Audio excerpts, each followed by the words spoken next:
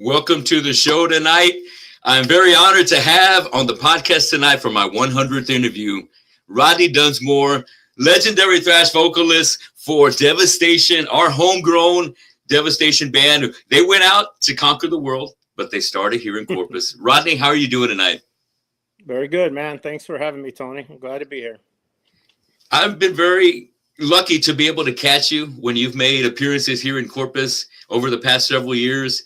And I've been lucky to be, as a vinyl collector, lucky to pick up my own. And you being so very generous to get them signed. And I also was able to catch Edward Vodquez and got him to sign these as well. And that's when we all got together. Just, it seemed like almost yesterday, but it was a few years ago, 2-3 years ago, when we had the Dave Burke Memorial over here. Right. Yeah. So it was nice to get everybody together. It was on a bad note, but Dave was something that was very special to Corpus and to the world. And he shared his music with us. You guys came together and created something that was very inspirational to myself, as well as I think my generation of artists, as well as maybe some guys before me and maybe after me. And I've been very forward by telling guys, hey, you want to know where Corpus Christi metal's from? You got to hear Devastation. You got to hear it. Take it back from the Violent Termination and listen to the catalog and hear the progression, the growth, the development, and going from that beginning band, that first album, to making such a huge album at Maury Sound. It's like that was the top of the crop, man. When that was going on and you guys were recording, there was no bigger, no better place to go record at that was current, that was putting out heat, big time badass heavy metal than Maury Sound. We'll get to a little bit of that. But what I want to get started with is that I want to paint a picture, Rodney. Back when I was a kid, I must have been 86, and it was a Metallica Master of Puppets show. You were there. Yeah. And you didn't miss any metal shows. You didn't miss it because I was there, and I always saw you because I tried not to miss them. And I think my first one might have been, I don't know which one came first. It was Night Ranger or Animal Eyes, or I missed Creatures of the Night. But when it came to that Metallica Master of Puppets, I think I was 10th row, middle section from the stage, in row C, to a little bit off to the right. Yeah. And I'm there waiting for the guys that already played. And I think you had front row or second or third row seats, because I remember you walking up to the front and I saw you in your war vest. And I think you were with Edward and Gus. Edward and Gus, you guys hung all the time. And I was like, that's fucking Rodney, man. Dude, I want a fucking vest like that. I want to fucking sing for the best fucking metal band in town. Look at him and Ed. Oh man, I want to hang with those guys. One day I'm going to know these guys. And I didn't get the pleasure to be able to hang in the circles as you guys were doing your thing here in town. But whenever I happen to cross paths with y'all, every member of the band has been just so generous and so gracious to us fans and all those locals that really looked up to y'all. And I think that is one of the coolest things about all you members in Devastation, was that it never was an ego trip. You guys are so down to earth and very easy and approachable and easy to make friends with, because in this metal thing that we love and grown together as, we all kind of connected, and you guys were very like a sponge, man. You're just like, oh yeah, man, come on over here. Let me share some of this with you. And it was always a pleasure. And that's what I always loved about interacting with the guys from Deva, because you guys are just such talented, but very humble, but kick-ass guys. That. Thanks, man. Thank you. And I don't know. There's no reason for us to not be that way. Right. We realized what happened with us. We kind of had some luck to get signed and all that, and we weren't some super great talented band. I mean, toward the end, we got better as we went along, but we were just kids, man, trying to make some music and have fun doing it, and we had no idea what was going to come out of it. And it started small and it just grew into something big, and we were able to put out records and tour. But we're just kids from Corpus, man, just like you, just like everybody else. We'll always be that, nothing else. I love that, man. I love that. How old were you when Dave hit you up to join to become the singer for this new band that he was putting together?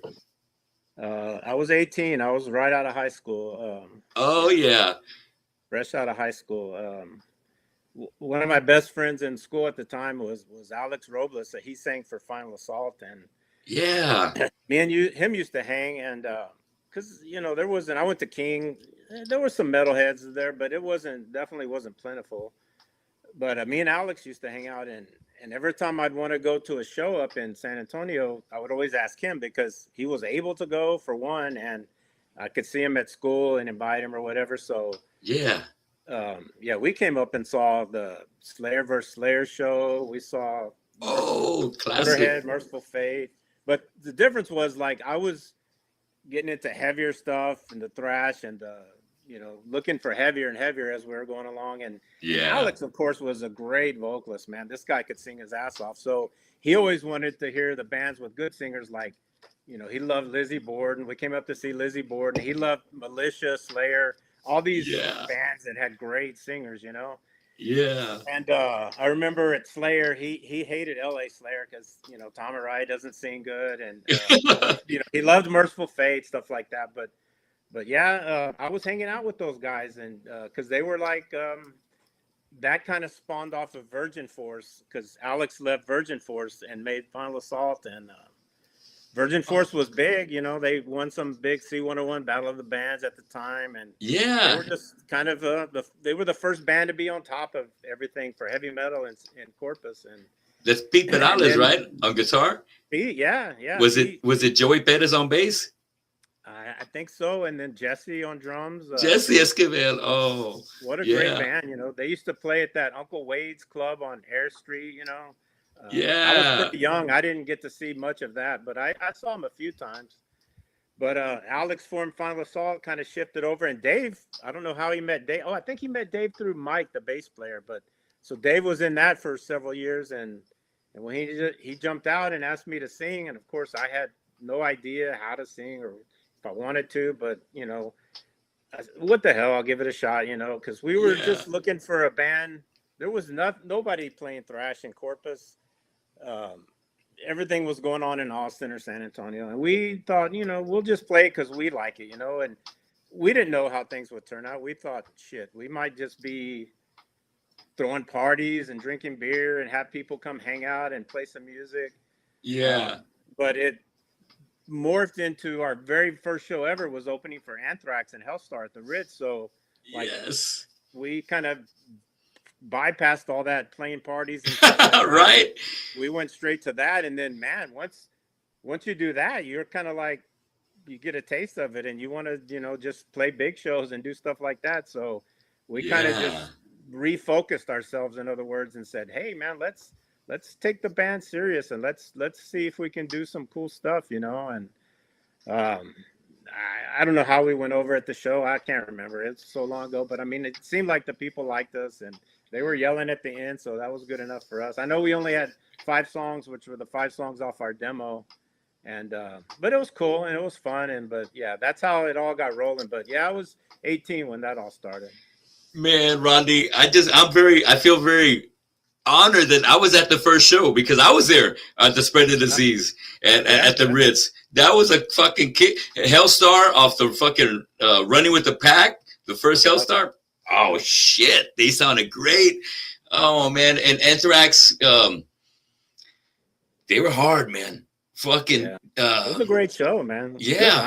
Charlie Benante, man, he was doing that shit on drums that no guys were doing yet, and just pushing it. And you guys kicked ass. You represented. I know. I was like, yes, fuck yeah. So that was the first gig for you guys. Wow. Very first. And I love going to the Ritz. So I know I also saw you guys open for Exodus on Pleasure of the Flesh with Celtic Frost on the Into the Pandemonium. That was a badass show. That was a good show too. Yeah. We opened up for Overkill and Testament. Oh shit! Was that here in Corpus? Yeah, at the Ritz. Yeah, that was 87. Oh fuck! How did I miss that? Shit. Some other ones at the. What about King Diamond? King Diamond was Sunken Gardens and at the Villarreal in McAllen. Abigail tour? Fatal Portrait, I think. Oh, even better. Holy shit, right at the start. Yeah, I'm pretty sure. Yeah, it was Fatal Portrait. Yeah. Oh, that's awesome, man. Hell yeah. Yeah, good definitely times, man. the end of the summer slam sessions there at the Stardust were always something to look forward to. And the crowds kept getting bigger thanks to Nighthawk Entertainment for providing the sound and getting the place together. And you know, Phil just started, you know, he believed in you guys. He believed in you guys. He saw the crowd was coming. He goes, where are all these fucking kids coming from? You get like 500-600 kids out of the blue, and they're loving this shit. So shout out to Nighthawk for making that happen. And those shows between Riding Corpse, Angkor Wat, and Devastation kept getting bigger and more. Just the anticipation would grow up year after year. And it would be something that me and my buds would always look forward to. I was definitely too young to drink, but I hung out with older guys, and the older guys would drink me under the table, but I would try and keep up with them. So some of I don't remember too much of the details, but I know it was just the best of times, bro. So great. Yeah, those shows we had to, like, it wasn't like Austin and San Antonio. We had no metal clubs that we could just go set up and play, you know? So yeah, to do a concert, you had to do it yourself. So I remember I was working at Taco Bell at the time, but I would go rent the Stardust. You know, I think they charged $300 or $400. Then I hired Phil with those lights. He would always be about $200, $250 for. You made all that happen? Yeah, yeah. And awesome.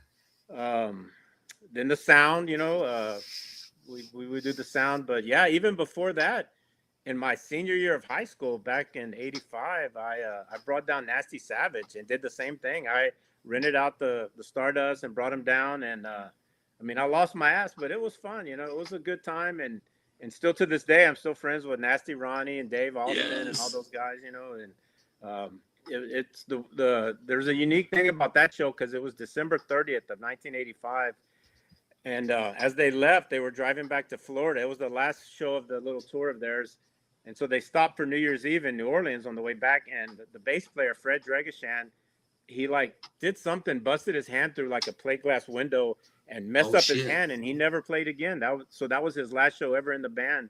And I've even seen him a couple times in Florida. I mean, all those guys are so cool, and they stay in touch, you know. So I mean, yeah, as a high school kid working at Taco Bell, you know, it's worth it to lose $300 or $400. But, you know, you make good friends for life, and those guys are, you know, they're still kicking today. I mean, it's only Nasty Ronnie in the band, but they're still going and, you know, still doing it. They played Hell's Heroes a couple years ago. Yeah, I saw that. Did Hallows Eve also play that night? They were on the flyer, but they didn't show up. It was Juggernaut. Okay. We brought in Juggernaut from San Antonio. Ooh, San Antonio, yeah. That was their first show in Corpus. But, yeah, it was billed with Hallows Eve, but that just didn't happen. They didn't make it. All right. Yeah, I didn't make it to that show, but I still have a copy of that flyer here somewhere. Yeah. And my friend from Corpus Christi Ribs, shout out to Sergio Elizondo, who basically a Corpus Christi metal and punk rock historian. I love that he's brought back the attention of all the old days and is always sharing any kind of good vintage stuff that he's got. And let me get right back on track here. Yep, I wanted to make sure that, you know, like you mentioned, you hadn't sang before when Dave hit you up. But I remember I did some research, and I remember hearing on another podcast you did, you know, Dave saying, you ain't got to be a good singer. You just, you know, just try. It's all right. You don't need to be that guy. And that's kind of the way I looked at it too. I didn't have to be, you know, Jeff Tate. I didn't got to be that guy. I could easily be Henry Rollins, you know, just like you know, just take it raw. And so back in those days, those bands that were head of the scene were Slayer and Exodus. So a lot of the early singers, you know, sang to them to kind of get their own groove going on. Mm-hmm. Was there any non-thrash artists that you kind of pulled some influence on to kind of get you into your groove? Singing wise, no. Like in the beginning, man, I had no idea what I was doing, to be honest. Like we made this band, and now looking back, I can look at it now looking back. I wish we had started doing covers, but like Dave totally didn't want to do that. He wanted to be an original band, write stuff from the get-go. Didn't want to mess with covers. But, you know, when you bring in a guy like me, like I had never sang at all, and I didn't even know how to sing or what to do. Or so as you hear on our first demos, and even the studio, and even up to the first album, man, I don't know what I'm doing. It's like just the worst barbaric vocals you can imagine. But each time, I try to learn a little more and progress and what have you. Yeah. But I didn't have anything to like practice on, or kind of. So when you're putting vocals to a song that doesn't even exist, it's kind of hard if you don't have a Yes. style, or you don't have it, which I didn't have. So I look back at that, and I kind of wish, like, we went in the studio the very first time we ever went in the studio, and it was already to record that album, Violent Termination. The demos that we did were just, Dave had this friend, George Blay. He would just come over to our practice. He had a little ghetto box, and he would hang Yeah. a microphone from the ceiling, and he would rig all this stuff up, and we would just go through, practice the songs. Well, that was the demo. I Yeah. mean, I know people thought it was better than that, because like we always wanted to look professional. So, I would go to this place on Everhard, I forget the name, but it was a printing shop, and we made like badass covers so that it looked like, damn, like these guys know what they're doing, when we really didn't. But we had professional covers, and then it folded out the demo, and you read Yes. inside, and there's like merchandise to order, and posters and buttons, and like, what the heck Cool. has all this crap? We were trying to look professional from the get-go, and it was kind Yeah. of funny, but so it seemed like we knew what we're doing, but we didn't have a clue. But that first time, we should have went in the studio to do a demo, not an album. And maybe then by the time we did do an album, I would have got better, everybody would get better and stuff like that. But hey, it's done already, and it's history. So, it's there for everybody to see. So Yes. And one of my favorite tracks is Meet Your Maker. And that was one of the ones that I remember you guys doing live, that kind of stayed as a staple in the early days. And that it had the hook, and a track like that, Meet Your Maker, man, it was hard. And that one kind of stands out right there. And yeah, I know remember that that one. It was catchy. Yeah. yeah, dude, hell yeah, especially that one right there. And that early lineup, recording that, shout out to Jesse, shout out to Edward, Dave, rest in peace, man. It just it seems like almost yesterday, man, when I look at the picture, the group picture of like that downward shot of you guys looking up and taking that shot. Yeah. Like, man, it's like, wow. Right. Seems like just yesterday when I saw these guys and was just like, wow, they're making it happen. And those are the kind of things that inspired us. But I know that you were kind of all behind making things move for the band, whether it was getting shows and calling, man, calling venues and say, hey, can we play for Slayer? Can we open up for this band or that band? And really, that's what it takes. It takes that hustle. And you were I knew that you were making that happen, because I was good friends with Dave Lozano back in the high school days. We graduated in '89 together. And so every so often, he said, yeah, Rodney takes care of everything, dude. He does this, he does that.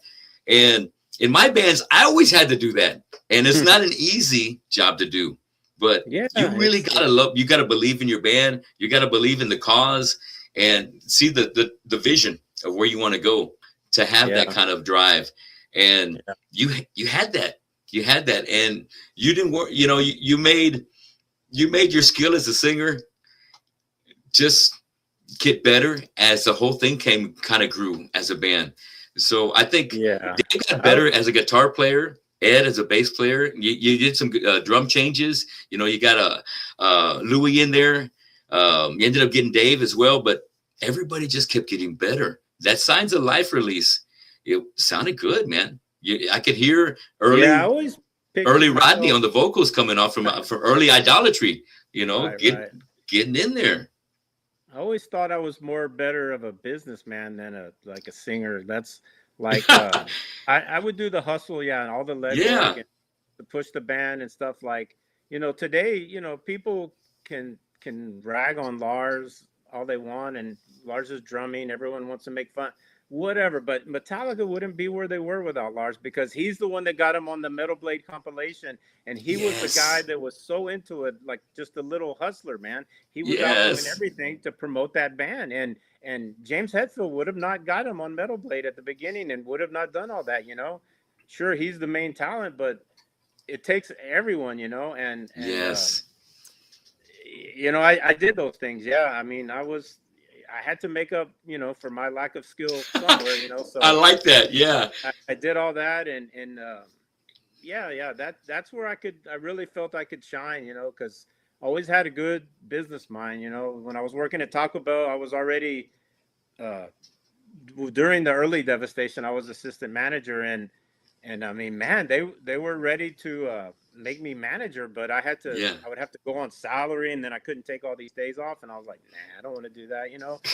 I'm gonna try this band thing, see how it goes, and so Yeah. I always felt, more comfortable there because that's the kind of stuff I really excelled at. But yeah, Yeah. I did do all that, pushing the band, the legwork, that end of it for sure. And it made the difference between you guys staying local and getting into a national label with Combat Records, because you put the work in. And for folks that don't know about how it is in a band, no one calls you. No one's going to call you. You got to call somebody else, and you got to make a crowd. You got to bring something to the show so to get that spot instead of somebody else. And most of the time, when you're working with like guys like Casey Lane out of the House of Rock, you just got to beat them to the hustle. Be that band that's going to call and say, hey, can we get that show? Yeah, man, absolutely. We need a band. You're a good band. Yeah, let's make it work. Yeah. But you were the difference, that catalyst that I think made the band at becoming successful that it became. And without that, it wouldn't have happened. So you were the right guy. Dave knew it. He knew the magic that you were bringing to the table. He just didn't know to the extent that he was going to end up reaching. And let me also, while we're talking about Lars, I'm glad you mentioned him. I love the picture with Lars in the Devastation shirt. How did he get that? I love that. Yeah, that same tour that you talked about earlier, they played the Coliseum. They also played in San Antonio at the Majestic. Probably Ed and Gus again. I probably went up there with them, but yeah, we met them and we were hanging out with them. And I gave because I had some pictures I had taken of them the previous year at the Ritz in Corpus, and Yes. kind of became friends with Kirk. And so Kirk would, for a few years anyway, he would always give me a pass when they would play. That kind of stopped after Injustice for All, but yeah, I met him and stuff like that. And of course, by then, Devastation was a thing, so what the heck, I'm going to pass out shirts. So I gave James and Lars one. There's a picture with James on one on the inside of the first record. And then, but somebody called me, man, maybe, I don't know, 10 or 7 years ago, saying, man, I got this magazine. Look at this. Lars is wearing a Devastation. I'm like, I had never seen that picture before. I was like, holy crap, what magazine is that? Or what book is that? And it was just a book about the recording of albums. And for them, it was Master of Puppets, but, or maybe it was, no, I don't know. I think it was Master of Puppets. But anyway, it just showed Lars in the studio wearing the Devastation shirt. And I was like, holy crap. Of course, I sent that to Dave right away, and he freaked out. And I was like, wow, that was crazy, because that was the very first shirt we ever did. That white Devastation shirt with the Destruction looking logo that Dave. Yes. Right. Destruction, right, from the Infernal Overkill style. Yes, man. But that's classic. I love it. I would sport that in a heartbeat. And what was different is that you guys would do white shirts. The first. I don't even do white, but you guys were you had balls. You were daring. You put out white shirts. I don't even remember. I don't even think it was us. I think it was the artwork we showed the guy at the shirt shop. He's like, oh, I can't print this on a black shirt. Like, he didn't even. Oh, wow. I mean, I'm a screen printer now, so I know the gist of everything. But he was like, I can't make this work on a black shirt. You got to do white. And like, if I would know back then what I know now, I'd say, dude, you're lazy. Of course you can, But no, I think it was just his choice, made a white shirt, but it looked cool, and we didn't care, We just wanted to have some shirts out at the time, It definitely wasn't a predetermined thing on our part to be like, oh, let's go against the grain and have white. Nah, it was just the guy didn't want to do black or something. But our second shirt ever was black, so. I get it. Yeah, I like the story behind that. So it's like, hey, because metal's always black. But like I said, I was a big fan of Anchor Watt, and those guys always wanted to stay with white. They would rarely put a black out. And I'd be like, man, I gotta fucking buy a white shirt. I guess if it's gonna be Anchor Watt, I'll buy one. Very rarely do they have a black shirt. I bet you don't have very many white shirts in your catalog or in your closet, right? Believe it or not, I have like all those early Anchor Watch shirts, man, and they're all those white ones. Yeah, I probably have 30 Anchor Watch shirts. So if Whoa! anybody wants to buy them, let me know because they don't fit me anymore. I'm getting ready to start parting out some old classic shirts. I love that. I love that. I'm gonna have to hit you up because I know I got a couple in mind with the fucking skanking clown going at. Yes, great designs. Yep. Well, let me tell you. You know, in regards to your Texas roots, Corpus Christi is a long way from LA, from the Bay Area thrash scene, from the East Coast. So, is there anything maybe about South Texas that may have shaped, you know, Devastation sound as you guys were getting started? That's a good question, but I don't know. I don't think we ever really took where we're from to like play a part in our sound. Really, we were just heavily, obviously, influenced by Slayer, Dark Angel, and I mean, we would always tell people like, you know, Texas. All the bands from Texas were so diverse. You know, like man, it's you know, you had what they would call the Bay Area scene, the Bay Area sound. You know, you got Heathen, Testament, Exodus. You know, there's a little similarity in all those, and you know the New York thing with Anthrax, Overkill, whatever. But like Texas, man, you have like you'll Watchtower from Austin, Hellstar from Houston. You know, Rigor Mortis from like every place had a different band with a different sound, a different style. And it was just a big melting pot in Texas, you know, very diverse, everything. And even the punk scene, man, in the early 80s in Austin was crazy big, you know, like it was one of the biggest in the country. And so, I mean, Texas just had a whole lot to offer. I don't think it played too much of a part in our sound, you know, but we're always proud to be from here. And every show, all the tours we did, be it Sepultura, Death, Dark Angel, every middle of the set, somewhere in the show, we would always say, you know, hey, we're from Corpus Christi, Texas. We were always proud of that. We would always promote that. And, you know, because, you know, we knew there was no metal bands out from Corpus doing what we were doing. And, you know, like, hey, here's our chance to put our little home city on the map, you know. So we always tried to do that. And so proud that you did. Hell yeah. Well, you know, being a Corpus Christi native myself, there hasn't been many guys like yourself that have gone out there and been able to share their original music with the world. Danny Lohner is one of the guys that was able to do it with 9 Inch Nails, you know, and there's been like Marcus Leal out of Alice doing it with El Nino. So a very small handful have really gotten out of Corpus. But that's what's been inspirational for us, man, because we saw you got out. And, you know, on another note, speaking of getting out, because I'm thinking about it's top of mind, Devastation lets out Idolatry. You jump on a tour with Obituary, Cause of Death, and Sepultura, Beneath the Remains. That's like the biggest, best tour as a metalhead that I think anybody could ever be on. And you guys are playing, I believe, in the Villarreal down in, is that far? Or maybe in McAllen? McAllen, yeah. Right. Well, like I mentioned, me and Dave were high school best friends. And so when he was going to go on tour and go play down there, me and Brutal Richard from Brutal Poverty and a couple of our friends went down there, man. And we were getting juiced up on the way. And we stopped we were told we were 10 minutes away from the venue. We were already in Edinburgh or Far or McAllen. We stopped at a gas station. Brutal Rich threw away an empty 12-pack of beer. We jumped in the car and kept going up. Undercover cop was parked behind us, pulls out right behind us, hits his lights on us. We get pulled over. We had some junk. We had an open beer. All of us went to jail. I never got to see the show.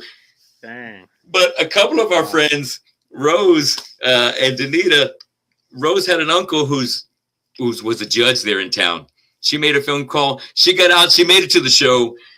Me and Richard stayed overnight. They thought Richard was in town to pick up some drugs. He thought he was a cartel member because he had a bunch of tattoos.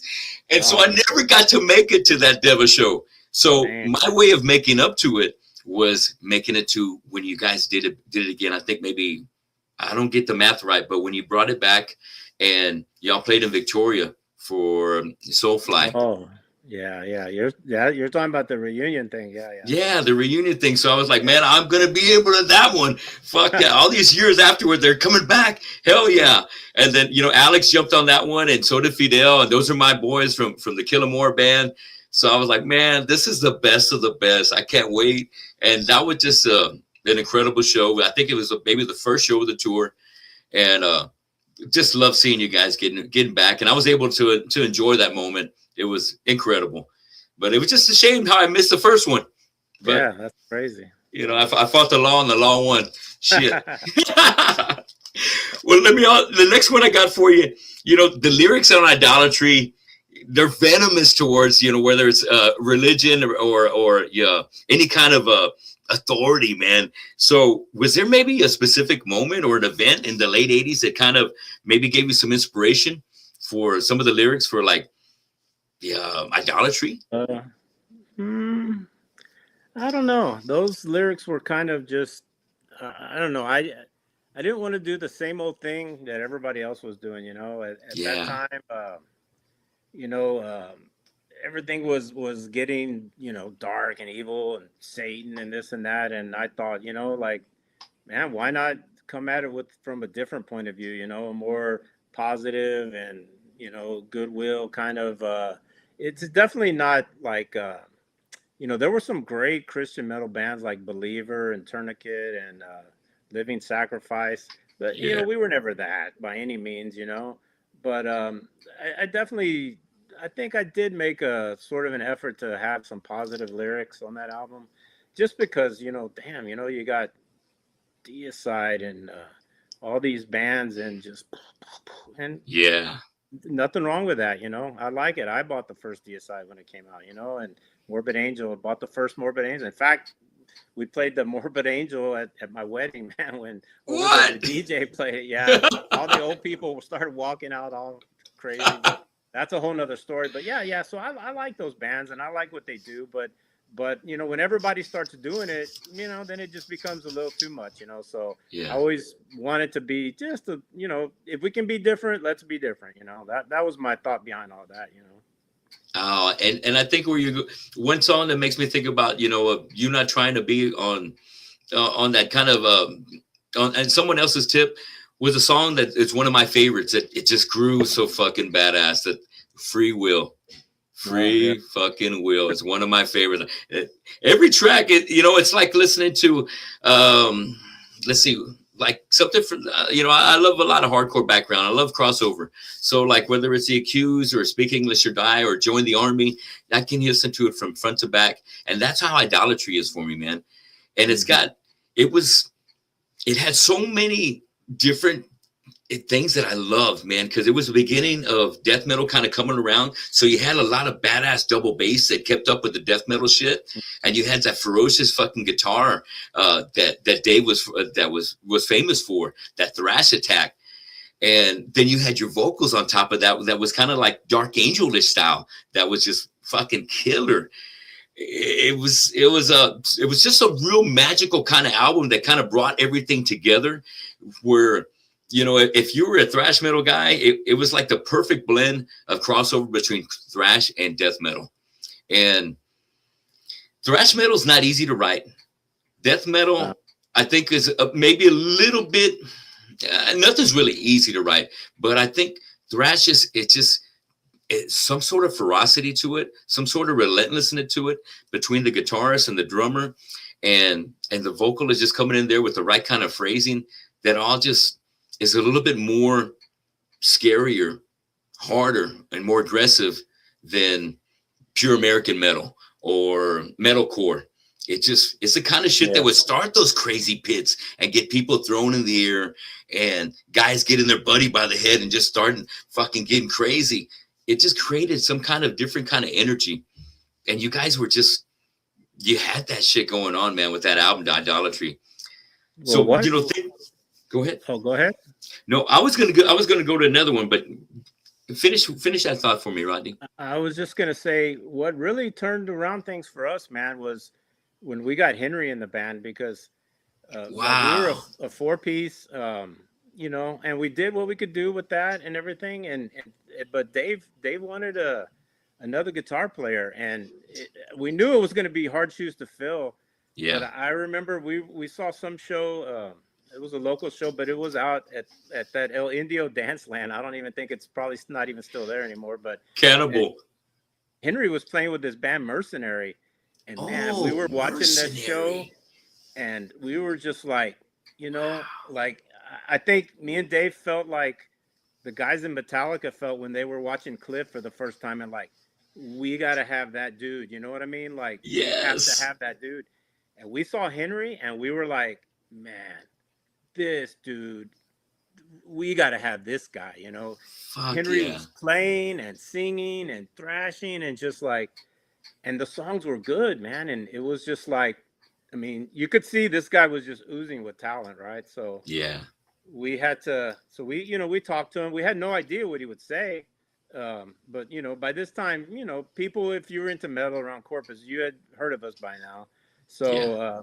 Henry was open and eager to do it, man. And which surprised me. And so he jumped in, and man, the writing style changed, everything changed. And we had kind of a perfect storm. Like, for one album, we had magic in a bottle with that Idolatry, because that album, Yeah. like, I'll tell you straight to your face, our first album's horrible. It's got some original tunes on there that, I mean, by original, I mean, maybe this doesn't even sound like anybody else, but maybe that's because it's so bad. I don't know. But, No. Signs of Life, we grew a little bit. You Yes. can just hear some Dark Angel. We were worshiping Fuck yeah. Dark Angel during Signs of Life. You can hear that, some Slayer all over the place. But man, Idolatry, like, we honed it in, we slowed it down, we wrote some good songs, and just the playing, man. Henry on that album, I'll compare him to James Hetfield, man. He played his ass off, man. He was double and triple, 4 guitar tracks, just stacking and Whoa. stacking and stacking. It got the heaviest sound, Yeah. but that was a big key for us, getting him, because he and what a guy to work with, because he could have easily done 2 or 3 weeks of practice with us and said, I'm out of here, man. You guys don't know what you're doing, because he's a player, a songwriter. He's good, and I'm not saying Dave Burke isn't. Dave wrote the craziest of all the Devastation riffs. Dave had a weird way of writing, but Dave was kind of like Hanneman. He just wrote a little bit weird, different stuff, but it was real catchy stuff, Yes. But Henry really came in with the playing and the talent, and man, he really took us to another level where, like, shit, we can be taken seriously. We can, and that's when, the first demo we did with Henry is the one, of course, that got us signed to Combat, and it got us on some big tours, and of course, the rest is history. But Yeah. I don't think that he got the props that he should have, because he really played a big part in changing the sound of the band. Dual guitars, you can do way more harmonies, and the Yes. rotating solos and stuff like that. And he came from a musical family. I remember he used to tell me his mom wrote songs, and for a lot of Tejano artists in Corpus and elsewhere, but Cool. yeah, he really changed it up for us. And I think, that's when we thought that we could hang in the big leagues, and go Yeah. on tour with Sepultura and go on tour with Dark Angel. I think he took us to that level. So he needs to Wow. have the props. I love that, Rodney. He does need to have the prop. Big shout out, Henry Elizondo. I've had the pleasure of hanging out with him several times and being at a few of his other band, like Apparition, being at that jam with him and Mike Bettis and Alonso on drums, and he is that kind of guy, dude. I've seen him when I had Killamora, he had that band called Beyond the Blood, and he sang and played guitar. Mm-hmm. Badass thrash, just like that Devil kind of thrash, and that's why we loved it, because he kept that spirit alive. And I think he's still doing that. Yeah, they just got back together, I think. Yeah, I think a couple of weeks ago. Does he have a band called Universal Machine? That I don't know about, but I know I saw some footage of Beyond the Blood was back together and did a show. Shit. Oh, wait a minute, that Universal Machine. Somebody, I think Jesse told me something about that. I saw Jesse One time when I was down in Corpus, was it, if it wasn't Jesse, somebody did mention that, but that was more like of a hard rock thing, if I remember right, because somebody played me like a cover song. I can't remember what it was now, but anyway, he was singing on that. He's got a great fucking voice too. Yeah, he does, man. He's so talented, man. He really is. He can do it all. You know? Yes, man. So that was part of that magic where you said the perfect storm. Everybody coming together like that. At that time, there was so much music coming out that was available. You know, in the '90s, right then, right before. Well, the ideas are coming together for the recording of Idolatry in '91. Real quick, I want to give a shout out to our friends that are joining us in the chat room. My friend Drewski, he was wondering, what Taco Bell did you used to work at? Which one didn't I work at? I started at the one on when I was at King in high school. I worked at the one on Alameda, which it's probably not there anymore, but it was by Robert Street. Exactly, that's the one. Yeah. Cool story. Yeah. Not to change it up on you, but real quick, a 10-second story. I was working one night. Of course, I took the night before off because Kiss played in town on the. I want to say Lick It Up tour, right? Well, the next day was Paul Stanley's birthday, so they rented out this bar club called like Confetti's or something like that. It was over there off of Robert Street, right? Well, it's late at night, and I'm getting ready to close up. And dude, you know who walks in? Eric Carr walks in with he has this army jacket, you know, big old hair. Yeah. And he asked me, he goes, "Hey, do you guys sell hot chocolate?" And I'm like, "No, we don't have hot chocolate." I go, "We got coffee, but I don't even have any. I can make you something." He goes, no, that's okay. And wait for a minute. And then, man, me just like, I don't know why, but I didn't say anything about him being in Kiss or whatever. Yeah. He walks out, and I'm like, that was Eric Carr, son of a bitch. You know, like, anyway, but that was a cool story from working at. But I worked at that Taco Bell for a couple years, and then they transferred me to the one on Air Street, which used to be at the corner of Ayers and Galahar. I know that's not there anymore because I drove by there. That's gone, right. And I worked at the one. Then I went back to work at the one on Nile. That's still there. That's where I quit. I finally they're like, "Hey, you're gonna have to cut this hair and all this," and I'm like, "Nah, I'm gonna try the band thing." You know? And I went next door to Whataburger because they would let you have long hair if you wore hair. Yeah. There you go. Someplace it's gonna work with me. That way I can fucking rock out, have my hair. That's huge. I wasn't always bald, Rodney. I don't know if you remember, if you ever seen a picture with me, but I guess it's been 31 years I've been bald now. And it's just, I was in food service and I'm in food service now. And wearing a hat all the time, my hair started receding. So I started cutting it from the sides and making it a thick mohawk to a fine mohawk.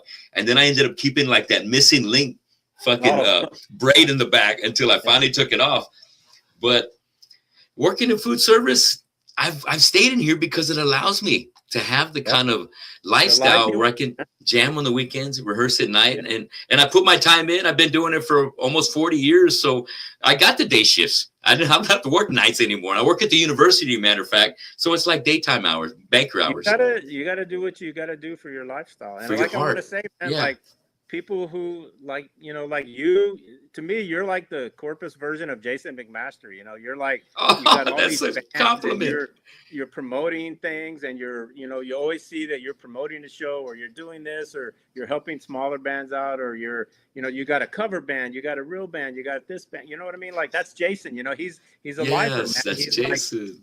And for Jason, man, music pays the bills, and I think people, when they start off, you don't ever think that music's going to pay the bills, you know, like you do it as a hobby or whatever, but he's another guy who has so much talent that, you know, it just, the talent rises to the top, you know, and he has it. So he's able to work and pay his bills just off music, you know, and that's a great thing, you know. I mean, he's the ultimate lifer, you know, he's phenomenal. I love that you brought him up. He is the ultimate lifer, man. That's Watchtower right there. That's Dangerous Toys. This guy has been, you know, in the heydays of MTV. He was able to break out the Texas scene and become, you know, a #1 hard rock video. Yeah, man. He enjoyed all that, and he's still rocking Dangerous Toys, and he still sounds fantastic. I saw some video with him playing with Solitude Eternus, you know, a few weeks back. He sang for Accept when they're singing down. He sang for Armored Saint. Yes. For Solitude. I mean, the dude there's like no, I mean, What a I pro. honestly think where I freaked out the most was he had a band called Kill 'Em All that played Metallica covers. He's the head field. He plays the rhythm and sings, and I'm just like, Oh what can't shit. this guy do? You know, like, man, he's phenomenal. He's phenomenal, dude. Oh, I love it. Hell yeah. Okay, next thing I wanted to ask, you know, Devastation started off, doing a lot of local clubs, but then before you know it, you're on the national scene. You're playing with bigger bands. You get Sound of Combat Records, and you're touring with Dev. You're touring with Dark Angel. Was there anything that was a big culture shock going from playing to Texas clubs to now touring with these other bands playing bigger venues? No, we kind of fit right in. I mean, we were just. It's weird that for some reason we just got along with everyone, man. Like when we got called up to do that, to finish that Dark Angel tour, and it was because it was billed as Death and Dark Angel. It was Leave Scars and Leprosy, and Oh, hell yeah. it was like a combat co-headliner thing. And Yeah. about halfway through, those guys could not stand each other, and Bill Andrews, I think, cussed out their merch guy, and the merch guy leveled him somewhere in Florida, and then Damn. yada yada. It all goes on, and so they dropped off, and our booking agent called us the next day, like, man, is there any way you guys could jump on this Dark Angel tour, finish it off with them? And we're like, say what? Of course we can. What are you talking about? So we, hightail it to, I think we met up in Louisiana or somewhere like that. But but we got along with them good, and we had already done a little bit of a Leprosy tour with Death earlier in January of that year when they just did a little Texas run. We opened 4 or 5 shows for them. So I mean, we got along with both of them, and that's how it was with we toured with Laws Rocket and DBC, Sepultura. We just we were very adaptable. I mean, because we just kind of knew, you can't act stupid, or you can't be cocky or have egos or whatever. We're just dumb kids from Corpus. We're lucky to be in this position. You know what I mean? Like, why would we do anything to ruin it? So yeah, here, if you need us to set up over here and only play 30 minutes, that's what we're gonna do. We just did what it took. And I think we adapted quite well. I mean, there was nothing really overwhelming for us. I mean, I think the first time we really got overwhelmed was these guys with this magazine down in Mexico flew us down there, and cool, either late 87 or early 88. And we played this. These guys, man, they treated us great, man. They took us to do a radio interview, and then we went to this television station, which was for this channel called ECO Echo. I don't know what, but they said it's kind of big over here. It's what would be HBO or something to you guys. You're going to be on this talk show, right? And so we're like, what? Yeah, that's kind of weird, but okay. And then, well, you're going to do 2 songs. And we're like, what? And we thought they meant we're going to stand there with the instruments and they're going to play the music, and we act like. They said, no, it's going to be live. And then of course everybody starts freaking out. Dave's like, well, what kind of amp do they have, and this and that. These guys want all the technical stuff. And it was we played 2 or 3 songs on this show, and it was just crazy. And then finally, that was the first day or 2, and then when the show comes, man, we're playing this a wrestling arena, man, 3,000 people there. Fuck. Sold out, crazy. Shit.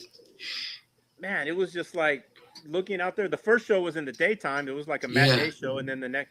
But looking out there for all those people, and then thinking, man, they're here for us. I'm not even sure if Signs of Life, it may not have even come out yet. So really, we're just still a demo band, because not many people had that first album. And we're playing in front of 3,000 crazy Mexican kids, and it was just insane. Yes. And man, I was just blown away. And and then they kept, and they're getting all drunk. And by the end of it, they wouldn't let them bring beer in, right? So they would bring in these plastic bags, and these guys would they would cut the bottom off the bag and just like that, big old gallon bags, and everybody's drunk. And when we leave the stage, and they're like, otra vez, they want more, Yeah. We come back, and then we did 1 or 2 songs, and then it's always so funny. We remember, because we do 2 songs, and then that's it. And then the guy's like, man, they still want I'm like, nah, just that's it, you know. And then so they started chanting "Culero, culero." we wouldn't come, we wouldn't come back out. It was hilarious, man. Oh, Henry was cracking up on that. oh, that's a great story, man. I love that. Yeah, man. That was a little intimidating, but still, Yeah. we just did it, I mean, what are you gonna do, And Dave, real quick, hey, I need what kind of amp I'm playing out of? If we're gonna be playing live, I want to make sure I'm gonna sound good. I'm worried about the technical stuff. Yeah, Rinky drum set. Yeah, it was crazy. Oh, I'm gonna pop right back into the chat room too, because I saw our friend Dave Brinkman pop in here and give us a thumbs up. What's up, Dave from Anchor Watt? And also, my friend Jeff De Leon jumping in here. He says, no more Universal Machine. Something may still come up later with me and Henry and other new members. Same songs, but different name. So cool. Cool. Thanks for the update, Jeff. Hell yeah. And another friend of ours, Ricky De Leon, playing COD while watching the stream. Loving it. Cheers. And Cat House Raphael Dalfila's in the house. Devastation needs a star at the Surf Club. Yes, without a doubt. I am behind that 1,000%. Yes, brother. I love that, Ralph. That's what we need. Exactly. Shout out to Tommy Guns and also my friend Alec. Tommy Guns from Acid Wizard in the house. Thanks a lot for watching, guys. And you guys, we got about 20 people watching the show right now. Post a comment to say hi. All right. If you got anything for us, let us know. But let me know who's out there watching. All right. So moving on. When you were recording Idolatry over at Morty Sound Studios, you worked with the legendary Scott Burns. Tell me about what that experience was like in the studio, vocal tracking with Scott. Oh man, that's that was a weird time, man. I don't remember a lot of like the super detailed stuff, but I remember it was like, very intimidating, working with a guy who's like a professional, like he's because in the first album we did at Country Music Studio, Jeff, I think his name was not Jeff, but Gary Beck Studio. Gary Beck, okay. And then in the second one in Dallas with Kerry Crafton, who he had done some heavy stuff. He had done I can't even remember now, but maybe Rigor Mortis album came out after that, I think. I don't know, but he had done a lot of heavy stuff, so he knew what was up. And but man, Scott Burns, he's done everything, so it was like, he was, at times pushing us, and anyone who's a good producer like that, I mean, he's going to tell you flat out when it sucks, and he told me a couple times, man, the vocals, I know you can do better. Go back in there. And a couple times, he told Dave, like, that solo, is that really what you want to have on this record for the rest of your life? Try it again, so like he really pushed us, and like I say, that's where like, boom, Henry shined, I don't know that Henry had any faults or things that need to be, because man, he was writing the killer solos and had the rhythm crunch going, but it was intimidating and it was pushing us, because we had not done a whole lot of stuff with professional people before, and it really pushed us, but I mean, I like the result. It's I'll never brag or anything on myself, but man, I mean, that album, that for metal at the time, that was a great album, man. And if it wasn't 1991 and Combat wasn't going under, man, who knows what could have happened for us? It could have been huge things, but or at least we could have kept going, But man, that is a good album. The songwriting is good. The playing is good. It's heavy as shit, It's just it's a good album, man. I have to say, I would rate it pretty high. When I'm recording vocals, I've been working with Robert Beltran out of Precision Studios, and he's done like Shattered Sun and other bands out there. I appreciate when he tells me, you can do better than that. Come on, give me another take. All right, we're not going to be doing this shit all day. Give me something good that you're going to be proud of.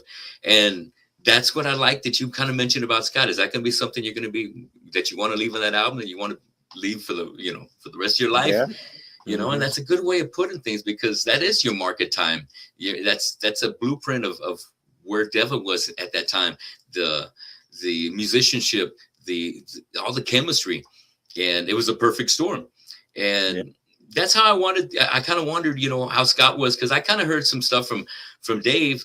As Dave, he was, you know, from what I heard from Dave was that he was really pleased with Dave's drumming. Dave He liked ass, it, man. Dave tore it up on that album. I mean, that drumming is flawless, man. He did a great job. I mean, 10 out of 10. You know, props to him as well. You know, like I said, the band changed styles when Henry joined, but Dave laid down some badass drumming, man. There's no doubt about it. People to the day still love the drumming on that album.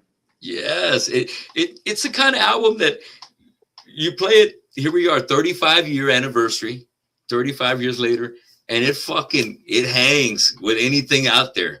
It fucking hangs. The guitar, the vocals, everything from top to bottom. But at that time, you had Igor doing his shit, and we'd already heard Beneath the Remains, and so we heard those kind of double bass kick feels going in, and I was a huge fan of that, of what they were bringing to the table, and how they were kind of changing the thrash feel. And hanging out with Dave here in town, man, he worked his ass off to get that fucking album right. And he really challenged himself. He really tried to write the best kind of drum work for that. And so I can't say enough. Big props to my bro, David Lozano, for making it happen on that album, because he just came in for the kill. 10 out of 10. Yeah. Also, I wanted to also mention, was there any bands that were in there maybe before or right after the same time you were there that you might have crossed paths with, like maybe Sepultura, because I know they had a Rise coming out? Yeah, it's Did you meet some other cats hanging out there? No, not at the time, but at the same time we were recording was this band called Steinhardt and Moon, and it turned out to be Robbie Steinhardt, who was the violin player from Kansas, and he had got this singer named something Moon, and they were doing an album in there. And it's funny because they have a song they did called Window Shopping, and me and Henry like do some guest backup vocals on that song. And I've never heard it to this day. Whoa! They called us. They go, "Hey, does anyone want to do backup vocals?" And me and Henry said, "Yeah, why not?" And we went in there, and they were, you know, it's just a pop AOR song, and you know they're singing blah blah blah, and then it's just group vocals in the back. Window shopping, you know, that's what we say. And it's that was cool, you know, to meet the violin player from Kansas or whatever. But it's weird that you say that, because last year, or no, not last year, sorry. Oh no, it was 1 or 2 years ago when I was in Europe. I went to see a friend of mine's band, Cyclone, this thrash band from Belgium. They're a great band. They're bad. And their sound man was this guy named Martin, who was the current guitar player for Destruction. Well, as it turns out, me and my buddy who lives in Holland, we had to take him home that night because his girlfriend lived, I don't know, on the way back to Henry's house. So he was in the car, and it came up about Devastation. So he started asking, he goes, I didn't know, but he's an engineer. And he produces albums and stuff. And he was like, "Dude, I gotta tell you, your Idolatry sounds so much like a Rise, the production." And he goes, "I had to go back and look it up, and you guys," and they were in there within a month of each other, you know, like the same time period. He goes, "The guitar tone, the drumming, it sounds so much like a Rise." And I'm like, "Oh, really? I never really noticed that." I mean, I bought a Rise when it came out, but it wasn't my, you know, I like Schizophrenia, Beneath the Remains. Those are my two favorites of theirs. And I do still like a Rise, but I didn't just listen to it as much. But then when I go back now and listen, I was like, well, it does have a little bit of that Idolatry, or, you know, I don't know if they recorded theirs first and then us, or us and then them, but Scott definitely had some of the same techniques going on, you know, because there was definitely some similarities there, and they were recorded right back to back. So that's kind of weird. But no, they were already gone by the time we got there, or if they were after us, they hadn't got there yet. But we did get to hang out. You know, we have some friends out there. Like, we hung out with the guys from Death for a while, and went to a couple shows and stuff. We had a good time out there. We were there for almost a month. It was fun. Hell yeah! Oh, great experience. I know it was. Well, thinking about you getting signed to, you know, major label with Combat Records, did they have any? Did you ever have a conversation between you and them saying, "Hey, that was too hard. Do we need to soften this album out? Do we need to soften your sound?" Nah, Did they because have any they're not involvement? really at that time. I mean, to people like us, yeah, they're a major, but they're not really a major label. They were still underground per se, but they just sent the money and said give us the album and Yes. but they I don't know. We did have a run in with them at one point, but and that's my Really? fault. Looking back, I look back now and when you're like 19, 20, you're kind of stupid. You don't really know. And I remember it was the summer of '91, and which would end up being the end of the band. This was our last tour, so we had done all these good tours, opening for Dark Angel, Death, Sepultura, yada yada. And here comes '91, right? Boom, April. Idolatry's release. We're like, oh hell yeah, we're ready to go. Let's get on a good tour and play this great music for some people. And because our label never supported us very much at all. All of our support came from our booking agent, this guy Mitch Carduna. He was out of New York. He got us on all the great tours. The label didn't really have a lot to do with that. So I remember when Idolatry came out, and so Mitch started offering us to other bands. I remember like one he said was Overkill, and they're like, "Nah, we don't want this Devastation band going out with us, and a little bit too heavy or whatever." And then another band, no. And if you remember, like '91 was also time metal was kind of dying and grunge was coming in with Nirvana and Pearl Jam and Yeah. all this. So metal tours weren't as big and weren't as happening as previous couple of years. That's And right. so there was just nothing there, right? So Mitch finally said, "Hey, you guys want to go out and headline?" And we're like, "Whoa, man, no way, we're not ready for that yet. We prefer opening for someone because it's a better time slot and it's better for us." And he's like, "Well, Yeah. there's just nothing. I can't find anything."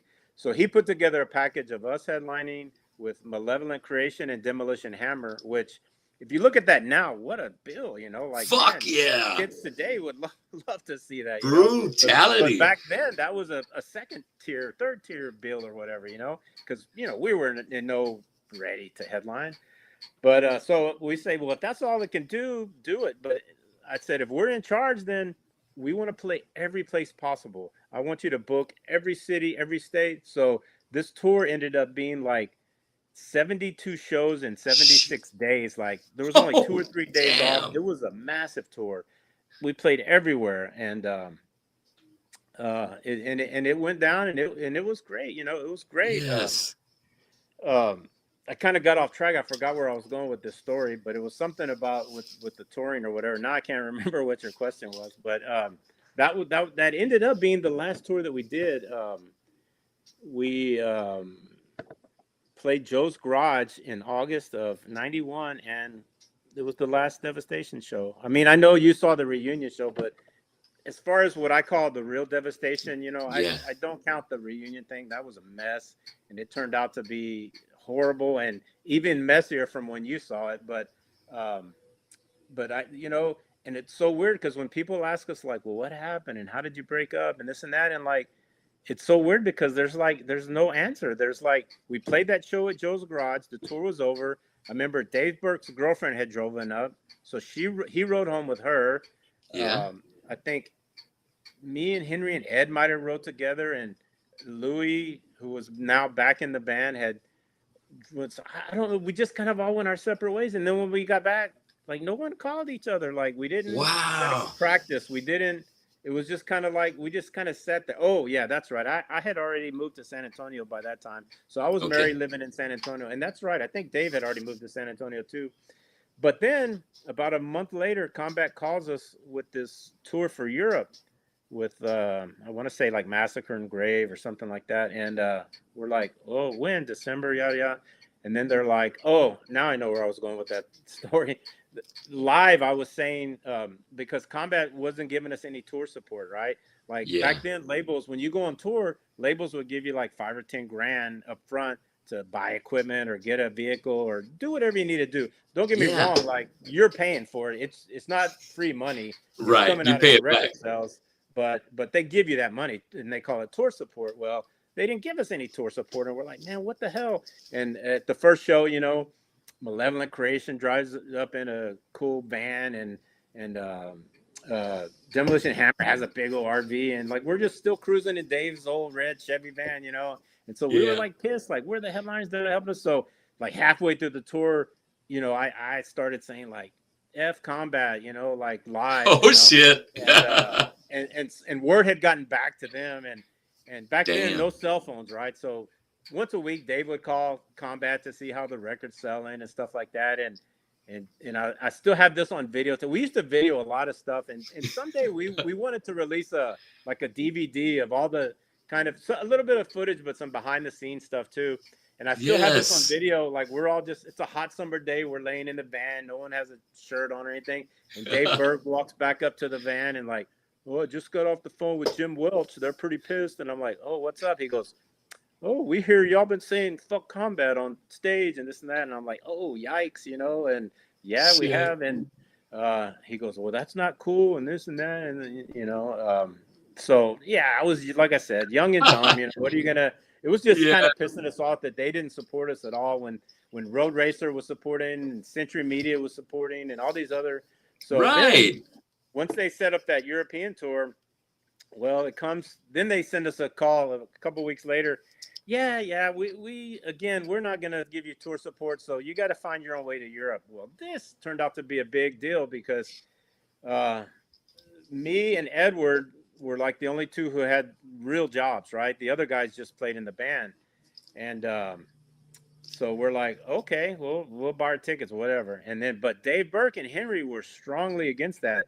Dave also too had been playing guitar now, you know, maybe 10 years. And he's like, look, I'm to the point, this has got to pay for itself. I can't be dishing out money. So he was strongly against it. And of course, him and Henry were a team back then, you know, so he talked Henry into it. So like those two are no, me and Ed were yes. Well, the drummer was Louie, and we're like, dude, side with us so we can win this. And they were like, no, we shouldn't have to pay whatever. And I'm like, look, man, we'll take shirts. We'll make it back on the merchandise. It's just like we're advancing ourselves the money, but we will make it back. Well, obviously the no's won because we didn't go.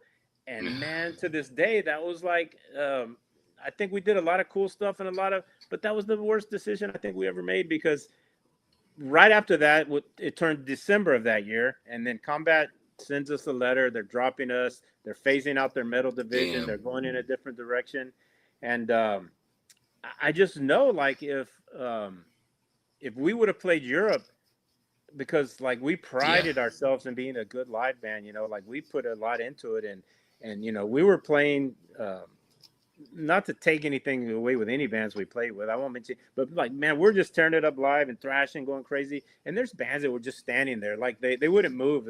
They wouldn't move 2 feet right or left, you know. And we were just destroying it live. And everyone who you know, they may or may not like the band, but everyone after they saw us live would say, "God dang, you guys are good live," you know. And we know if we would have went over there and played Europe, I mean, it probably would have opened a door to at least to one of these other, you know, European labels that, you know, might have said, oh, hey, you know, we'll take you on if Combat's done. But we didn't go. And after that show in August at Joe's Garage in Dallas, the 5 of us were never in the same room again, ever. And it wasn't planned. It wasn't premeditated. We just were never together again. And it evaporated. And so many times through the years, people would say, how come you guys never got back together? And how come this and how come that? And look at Hell's Heroes, you know, all these old bands are getting back together. And I'm like, I mean, to me, man, you got to be like, you know, like someone like you. I can see you and you're into it. And I see your enthusiasm. And like, I don't have that. And I couldn't get up there and fake something. You know what I mean? Like, I get it. I'm not, that time, man, from like 82, 83 to 86, 87, that's a special time for me, man. Those memories and the music. I mean, I remember to this day, the first time I put Kill 'Em All on the turntable, my whole world changed, you know? Yeah. And that time, you cannot replicate that. You know, you can't go backwards with time. You can't, you know, like turn back the clock, you know? Yes. I mean, these things you just can't do. And I still go around the concerts. I love music. I love live music. I love traveling to see bands. And I love seeing some of these bands that reunite. But if I'm 100% honest, 8 out of 10 of them, they're not good. They're not what they used to be. They look like they don't need to be doing it. Sometimes it's so bad, I feel sorry for them on stage. And I'm like, I'm not going to put myself through that, you know? Who knows? Maybe we could do something and be good. But now with Dave gone, nah, there's no way, you know? And that's another thing. Like, to me, I freak out these days how it's such a business. Like it was never like that Yes. with us. We were like a team. You know what? We were solid. Like, you know, when I see like Charlie Benante say, "Oh, I'm not playing with Anthrax tonight because I got a Pantera gig or whatever," like, what? Anthrax without Charlie? Well, that is that Right. really Anthrax? Like, in my eyes, that's not really Anthrax, man. Because, you know, like I know every band can't have the original members, but when you just come out with, you know, three or four hard guns, I mean, what is it? Of course, the fans, you know, they want to hear the songs. You know, those songs are stuff they cherish, and a lot of young kids never got to see Pantera, and I would never knock that Pantera thing they're doing. If they want to do it, hey, if somebody was writing us big checks, who knows? We'd probably throw something together too. You know, like, Right. but Yeah. the thing is, you know, you got to be like just true and honest, man. And I mean, Yeah. it doesn't Fuck feel, yeah. it was too special what we had. I'll just leave it at that. And I Yeah. know we're never going to capture that again. And I mean, like Henry would probably love to do it. He's got that Beyond the Blood going back again, and I'd like to go see him play and stuff. He's still great, but man, it just it wouldn't be Devastation. It would be like that reunion thing, and that's like fake and that's phony, and I can't do that. I mean, Yeah. I tell people, man, one of the biggest things in life, if you can ever learn, is just learn from your mistakes. And if you can go through life and don't make the same mistake twice, then you're winning, man. You're winning. Yeah. And too many people, you know, they just they do the same thing over and over, and then they're wondering why their Nothing lives are changes. where they are, man. Yeah. Why is my life not getting better? Why? Because you're making the same decisions that you made three or four bad ones in a row, but you're still making. You know what I mean? You have to learn from your mistakes, and I just like that reunion didn't go well, so I would never do that again. It just wouldn't, you know. And and there are people who would probably love to see the band play, you know, a lot of young kids, and they still, I Yes. see people at Hell's Heroes and they're like, man, if you guys ever played, I'd be in this and that. I'm like, you know, that's good. You Yeah. know, I can't go through all that just so you could see it live, because Right. it wouldn't be the same anyway. And you may Yes. like it, but it wouldn't be the same. And I would know it's not the same. So, that's I, where it is. I have a lot of respect from where you're coming with that, because there's not so many musicians that will do it just for the sake of the money, and it's a magical thing that you guys had right then, and with Dave not being a part of it, it's not going to feel right. You know, it's not going to feel right. And yeah, I know where you're coming from, because with my band Killamore, we had that going on for 14, 15 years. And Wow. I tried to bring it back about 2 years ago with our guitar player, and I got our blessing from Fidel. Fidel hurt his back in an accident, but he said, you know what? Really? Yeah. And so he gave me his blessing. I found a Mhm. drummer, but my guitar player, Izzy, the main writer for Killamore, said, I can't do it, bro. I don't have the same feeling. And Really? it's not here, and I'm not going to try, and I can't be true to this if it's not feeling right. That's honesty, man. That's Yeah. honesty. I mean, what people don't realize too, I mean, like Devastation, that whole thing happened between 1985 and 1991. So like 6 years. It was like just boom, Yeah. and it was done and it was over. Like you had Killamore 14. That's 2.5 times longer than we were ever even existed. You know, it was just a short time. It was a short magical time, and that's all it was. And it can't be like you can't capture that again, and you can't. Right. No, you can't make it happen again. And if you there's nothing worse than, you know, fans seeing people who are just going through the motions up there. You know, they can knock Right. that off right away. You know, that's not going to impress anybody. And it's I don't know, but yeah, I definitely like what your friend Izzy said. That's how I feel, man. I can't get into it. You know, I mean, Yeah. still love the music, still love to go to shows, but just can't be on that side of it. You know. Right. I'm going to give a shout out to some other guys that have joined us. Rob Hinojosa, thanks for watching today. Rolando Flores, what's up? Also, Fern the Burn, guitar player for us in Annihilator, and also plays for a Kill Switch Engage cover, Number Days, a Kill Switch Engage tribute down in the valley. Thank you for checking it out tonight, Fernie.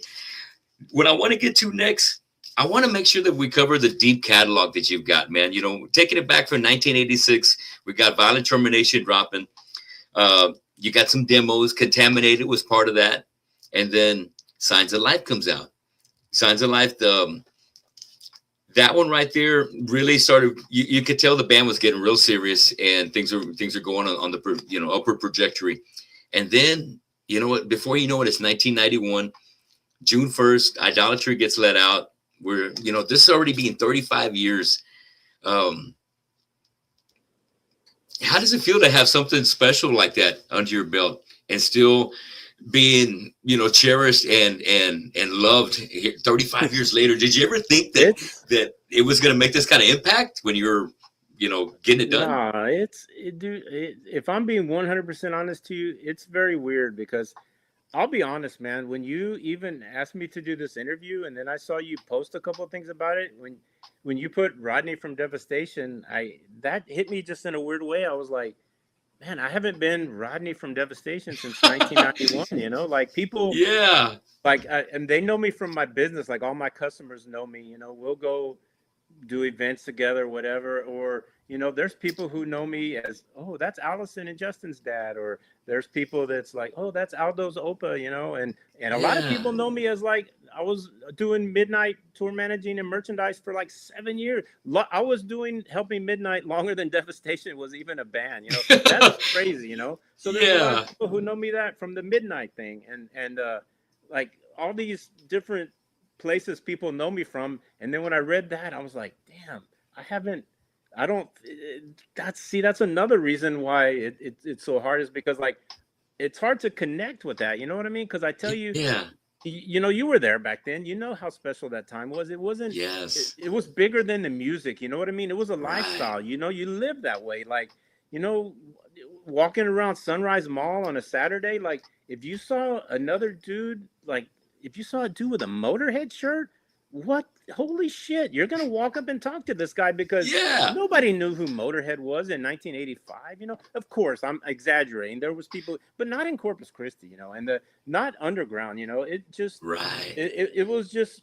I mean, it was a lifestyle, man. I mean, I remember having bands, Acridity, and bands we would play with, Dead Horse. They would stay in my apartment, and we would party all night and do crazy stuff. And it was just like, it was. The music was the main thing, but it was more than that. It was a scene. It was a feeling. It was, the going to the record store and, like picking up an album, looking at the cover and like, oh my God, this is going to be great. You can just tell by the cover, and there was no computers and listening to stuff online. And there was a thrill and an excitement to it that it's just irreplaceable, man. And now I see today, every band who puts out a record, if I look or read a review online, it's like politics. Half the people hate it, half the people like it. Oh, Judas Priest, why did they change? Blah, blah, blah. This guy will never be Glenn Tipton. And, or then there's other people who like, and oh man, I mean, I respect you guys who are in bands today, because man, to have to listen to that kind of crap, like I'm like, there's be like no way, man. It's just like it's just too much.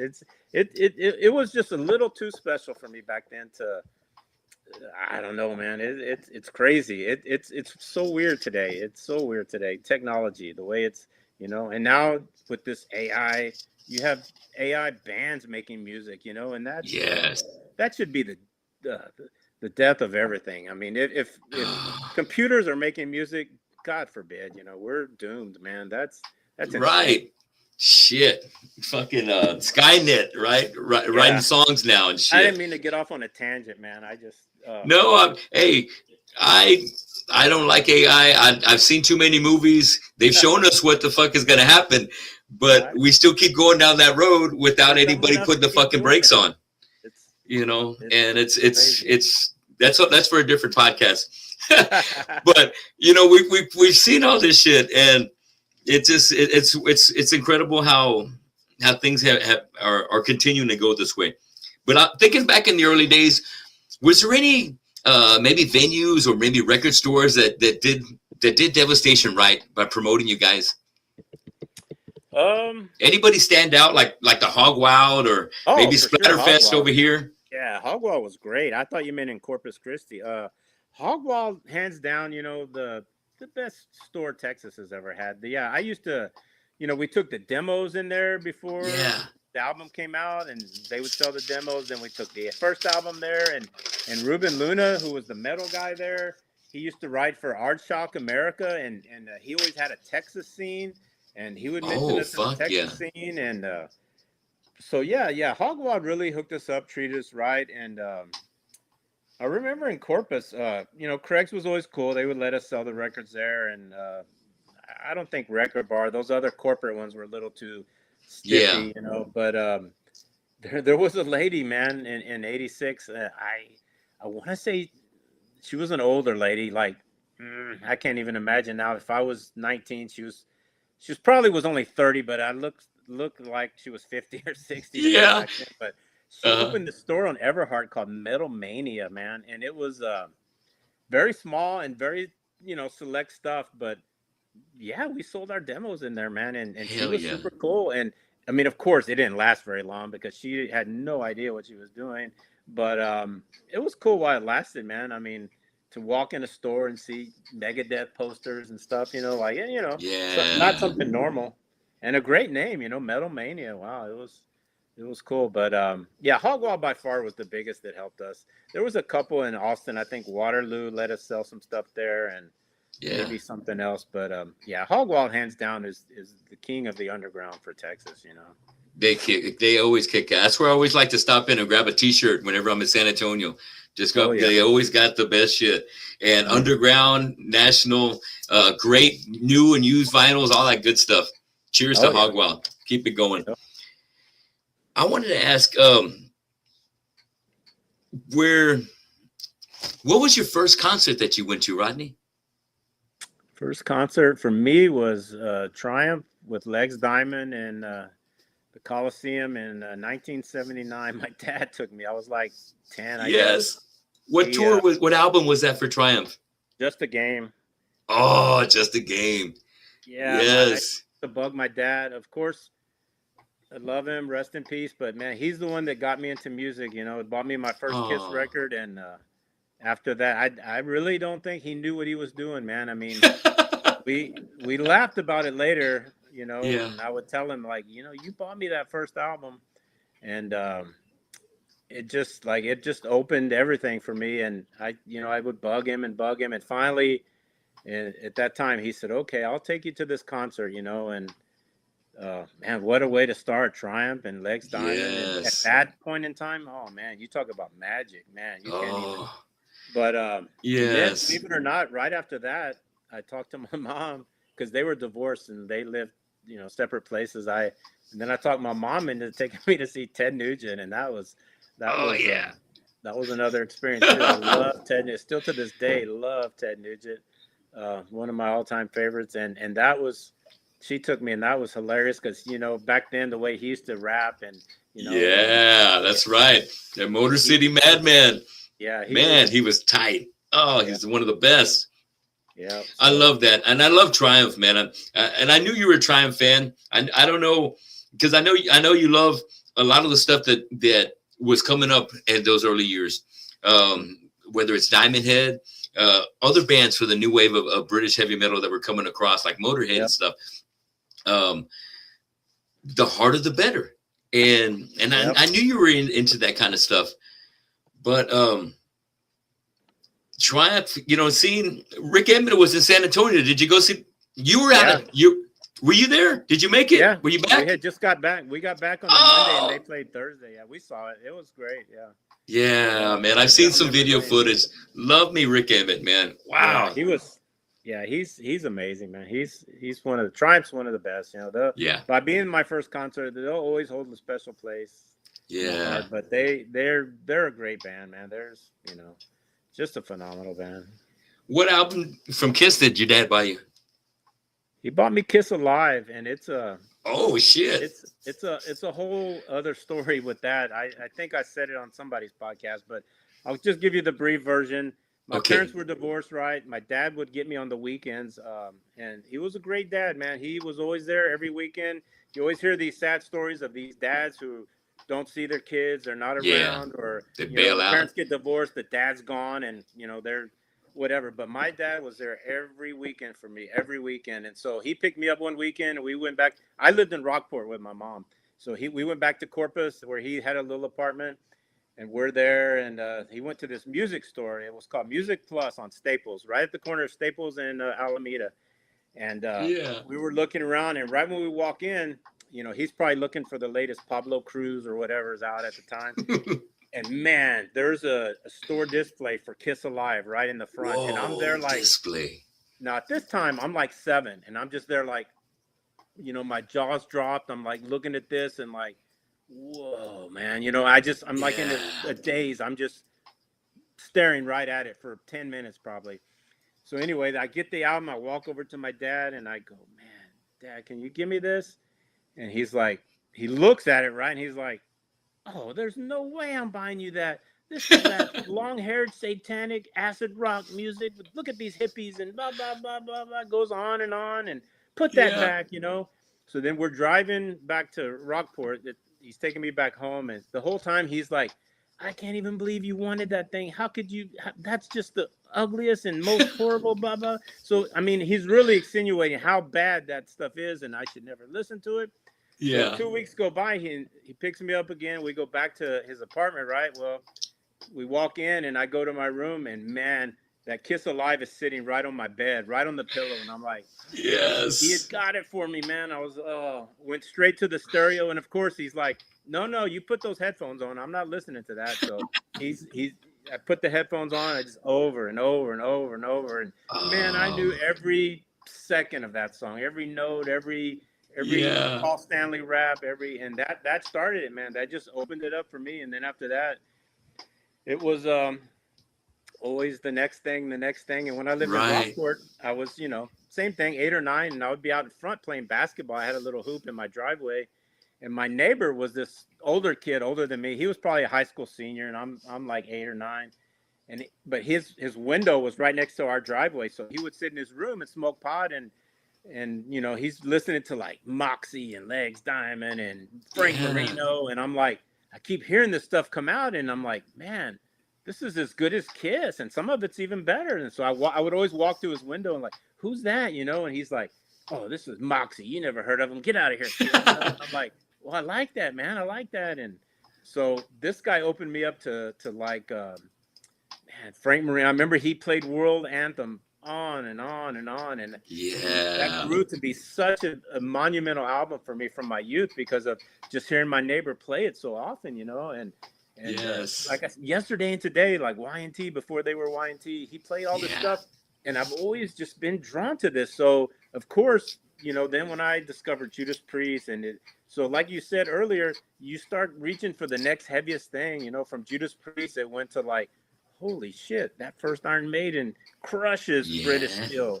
I got to hear that, you know, and then, oh, this is Angel Witch. Oh, my God, you know, and then Holocaust, Witchfinder General. And then all of a sudden, 83, the dam bust open with Kill 'Em All, you know, and then and then all bets are off, you know. It's just progressing, you know, and I went right along with it. You know, Slayer, you know, me and my friends, we just laughed because like Slayer ruined so many bands for us because like in 80 from 86 to 88, 89, I would buy Death, Leprosy, and I would buy the next thing. I would buy Creator. I would buy Sodom, and but you always end up comparing it to Slayer, and it doesn't hold a candle, man. I mean, it doesn't, you know.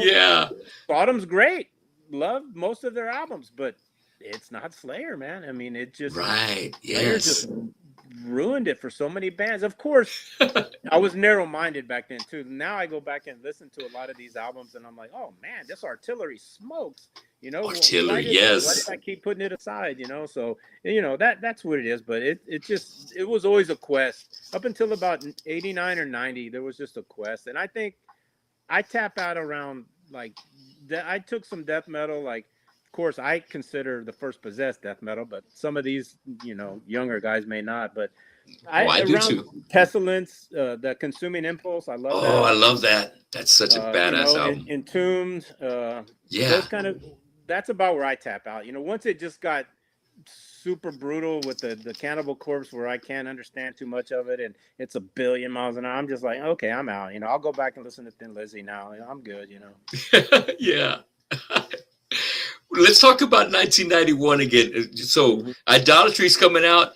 But that was such a great year for fucking thrash metal. You had Dark Angel release Their Time Does Not Heal. That came out, and I think that was like in February, so that was a little early before y'all's. Overkill's Horoscope came out later than September. Yep. We talked about Arise coming out. That came out like in March, give or take around there. Sacred Reich's American Way. That was a good one. Then that came out late 90, but it started to peak in 91.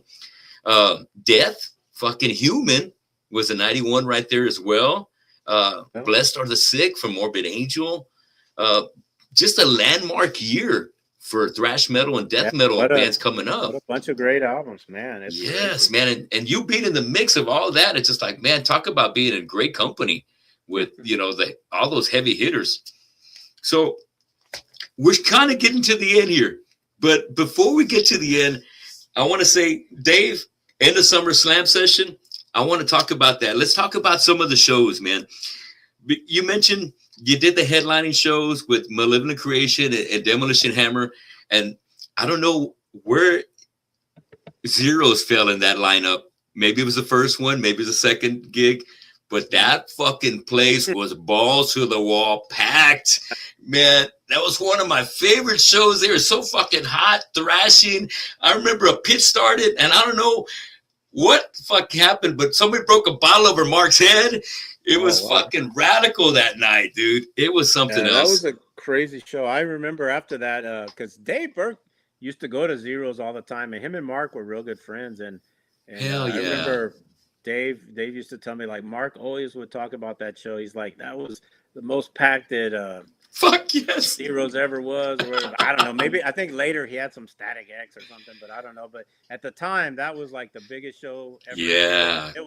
It was insane, man. It was like, I remember it was right after we came back from Mexico and did, I think Austin was the first U.S. date, but Corpus was like the second or third. And yeah, Zeros was insane, man. It was, I wish we would have videoed that show. I really do. I don't have, it's stuff, like I say, stuff was a blur back at that time, but I do remember that show being total insanity, man. Like, yes. Oh, it was incredible.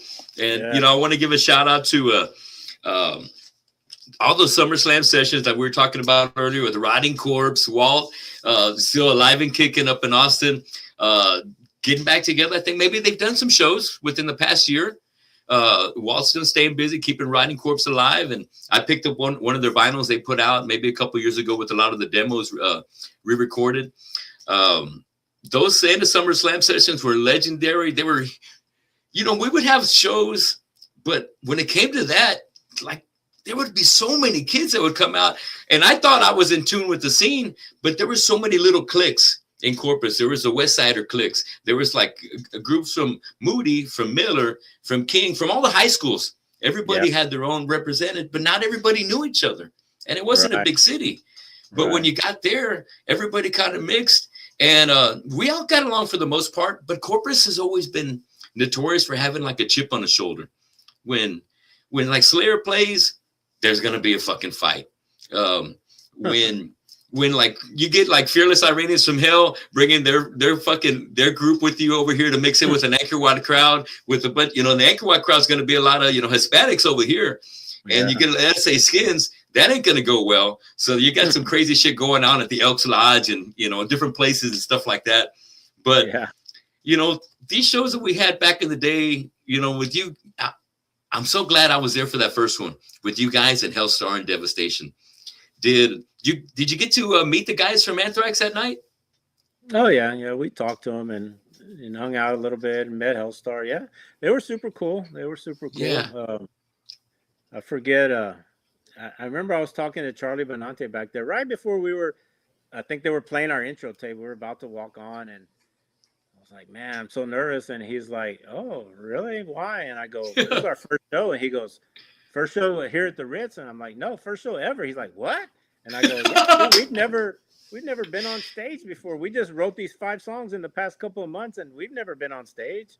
And I think Dave Burke was the only one who had been on stage. Maybe Jesse. I'm not sure. Jesse was in a lot of bands, but I'm not sure. Definitely nothing to that extent. But yeah, man. I mean, he was like freaking out, and I remember talking to him, and then I'll never forget. when we played with, you mentioned the show earlier with Celtic Frost and Exodus. Back there, Martin Martin Ain told me, Yeah, the uh, bassist. Yeah. yeah, he's like, oh, Devastation. Are you the one with the Violent Termination album? I said, yeah. He goes, Oh, oh, I have yes. that album. It's quite average. And I started laughing. I'm like, wow, man, that's killer. That he's so honest. Like, it's a quite average album. Yeah. That was Oh, hilarious. I love that.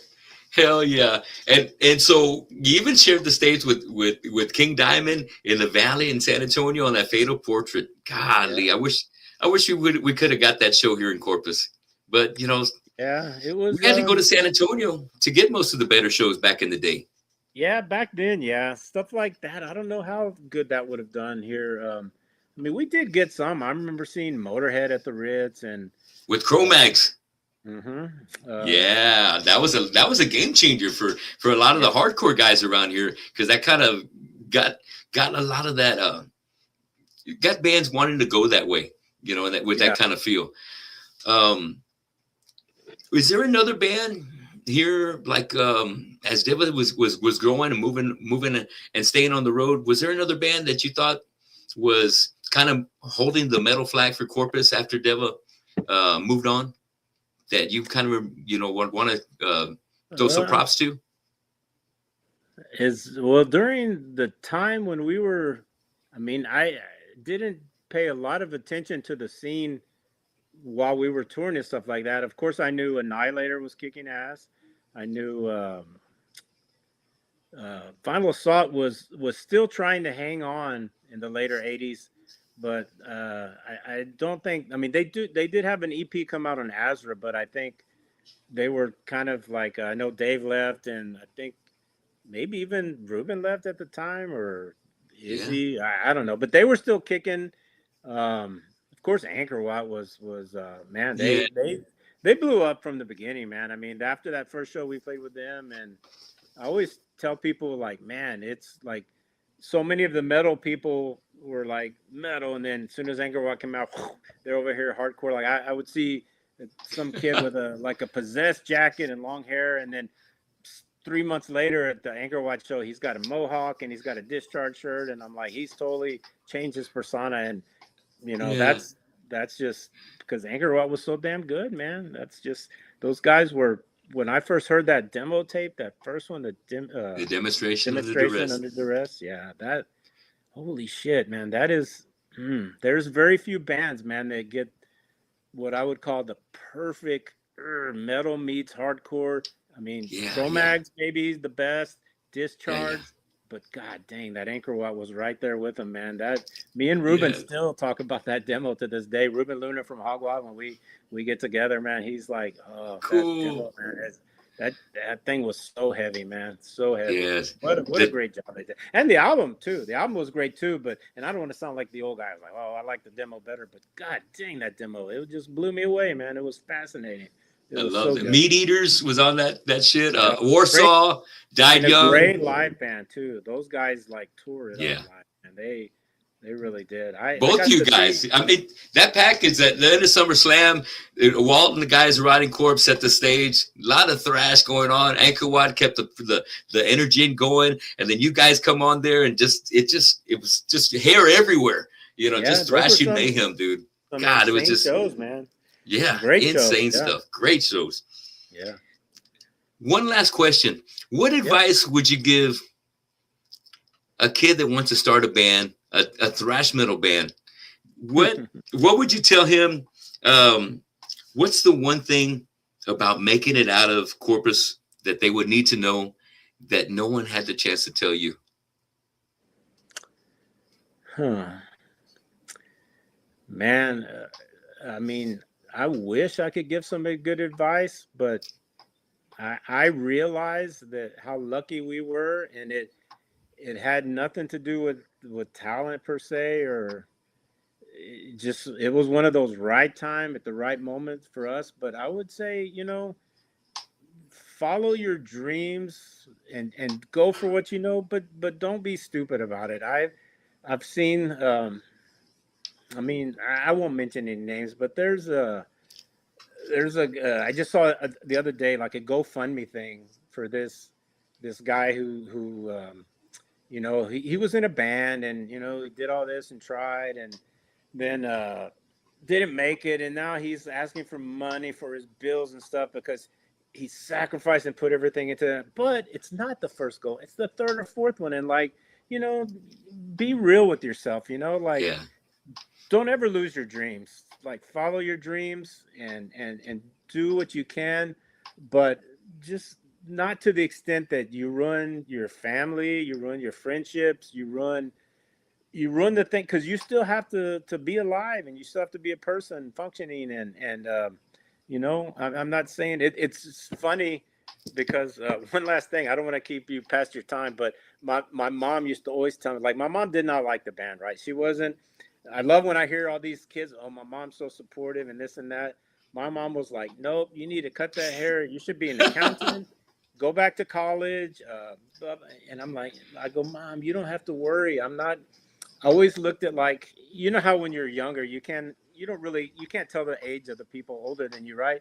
But like, I don't know if you don't remember because you were younger, but there was a band in town called Purple Mushroom, right?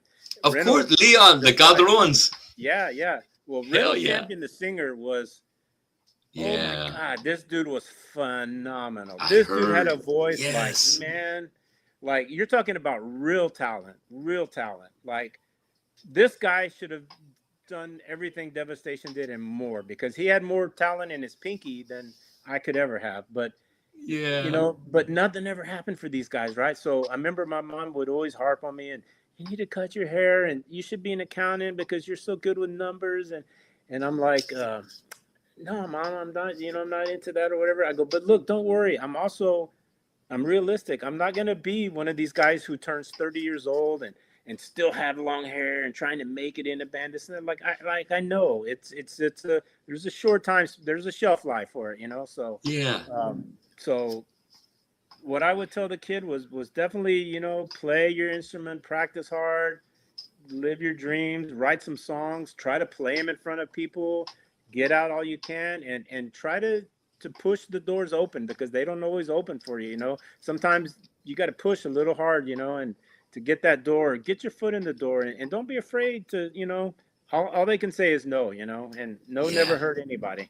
But follow your dreams, try as hard as you can, do what you can, but just don't sacrifice friendships and family and love and stuff like that, because those are the things that keep you real and they keep you, you know, that's what makes you who you are, you know, like 40 years down the road, nobody's going to care that I played in Devastation. They're going to care about what kind of human being I am and how I treat people and those kind of things. So that's what matters, you know, but definitely go for it. Give it a shot. Because if you don't give it a shot, you're going to always second guess yourself all throughout your life. Well, I love it. Awesome words of wisdom there, Rodney, from a guy that has lived it and has seen the highs and the lows from friends and from outsiders that have been a part of this thing that we love, that we'll always be a part of. You know, being a metalhead and being a rocker is something that I've never been ashamed of. But my parents always told me this. Man. My parents told me this is just a phase you're going through. And as I'm turning my cousins on to Metallica and stuff, they're like, "Well, don't be turning them on to that stuff." But you know, after all these years, you know, my dad has been to 2 shows. Well, the first show he went, it was my first show playing drums for Aggravated Assault, opening up for Annihilator at the Air Civic Center. My singer for that band, Tim Abel, we had a song called "Cops Suck." And he comes out there, and my dad's a retired police officer, and he goes, "This one goes out to all the Corpus Christi police. They're fucking crooked, they're corrupt. This one called Cops Suck." My dad, that was the last time I saw him at one of my shows until I put together my Christmas.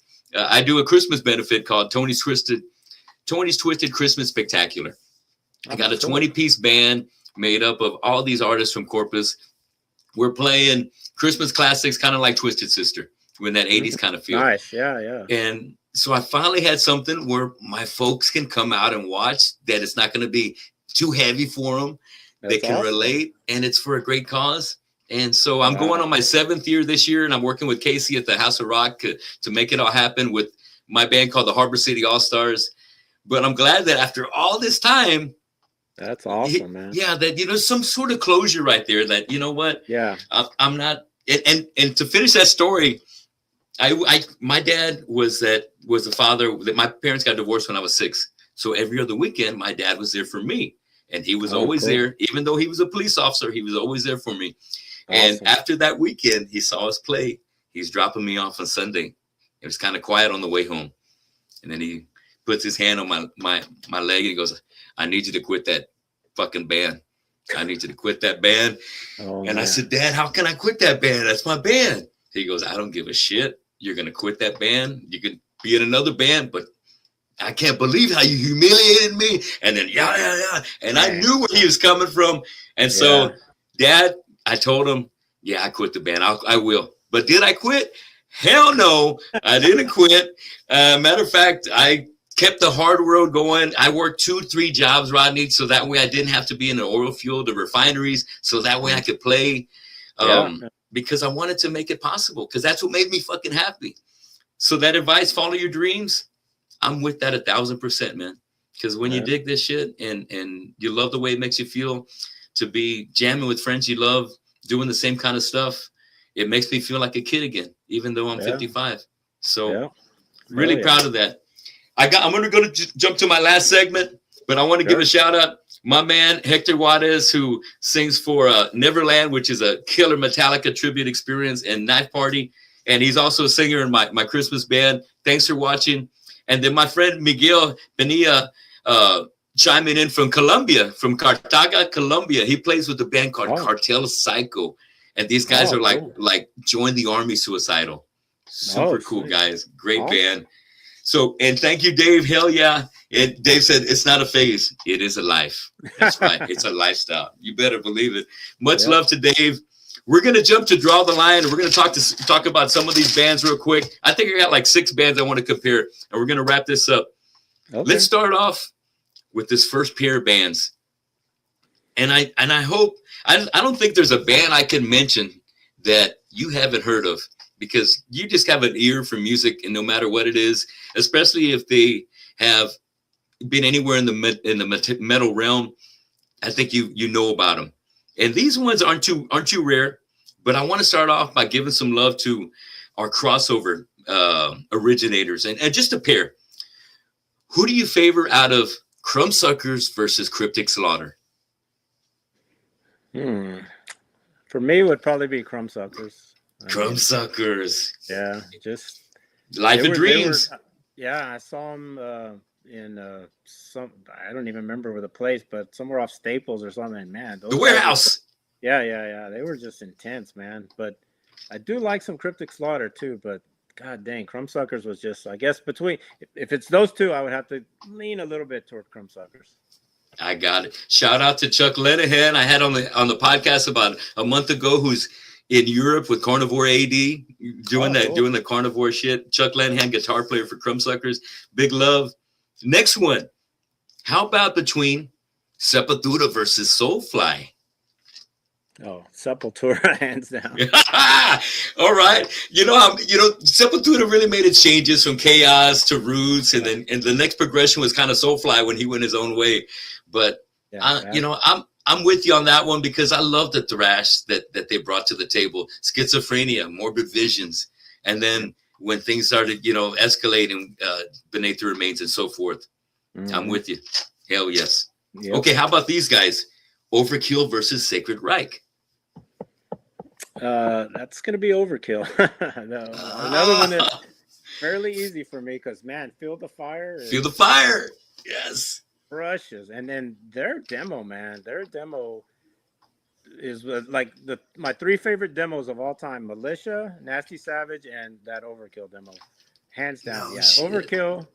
The first one was tight with Crumbsuckers, Cryptic Slaughter, but these last 2, man, blowouts, because Overkill's, it's a top band for me. I mean, nothing against Sacred Reich. I like the first couple, but man, hands Overkill, down. Bobby Blitz. Oh, yep. Love him, man. He's still sounding fantastic. I saw him a couple of years ago when they had Exhorder opening up for him on a tour, and they came down here and played. I think they had what's his name? Matt Bittner from Shadows Fall on drums. That's right. Yeah, you're right.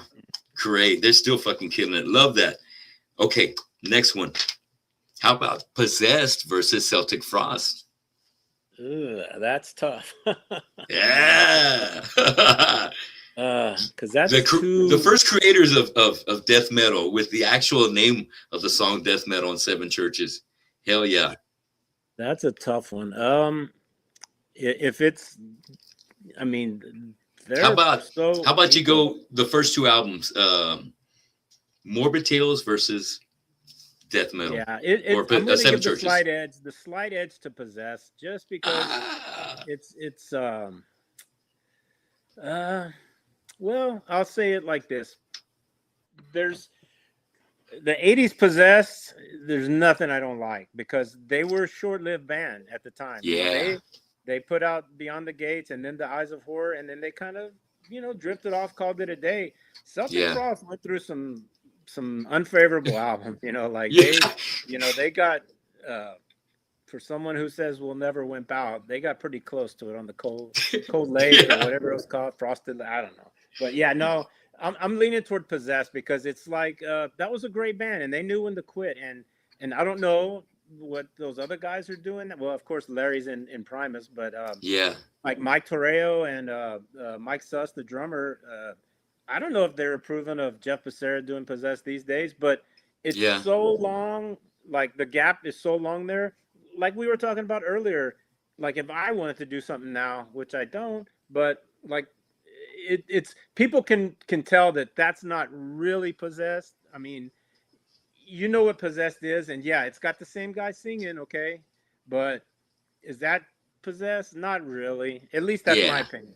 For all those who love Possessed, I'm sorry, but it's not the real Possessed, but it's still good. I've seen them a couple times with festivals, Midnight, still good. They deliver. It's powerful, but like Possessed ended after Eyes of Horror, to me. Eyes of Horror, my opinion. But like you said, some bands have that short run, and that's their part of history that will never be. It's unforgettable, and they left their mark, and Possessed made that happen. Like they say, about opinions, so that's only mine. So. I would go Possessed. Possessed. I love it, man. Hell yeah. I'm going to do a bonus question real quick. Who do you favor more? Do you favor more the King Diamond highs or the Jeff Tate kind of highs?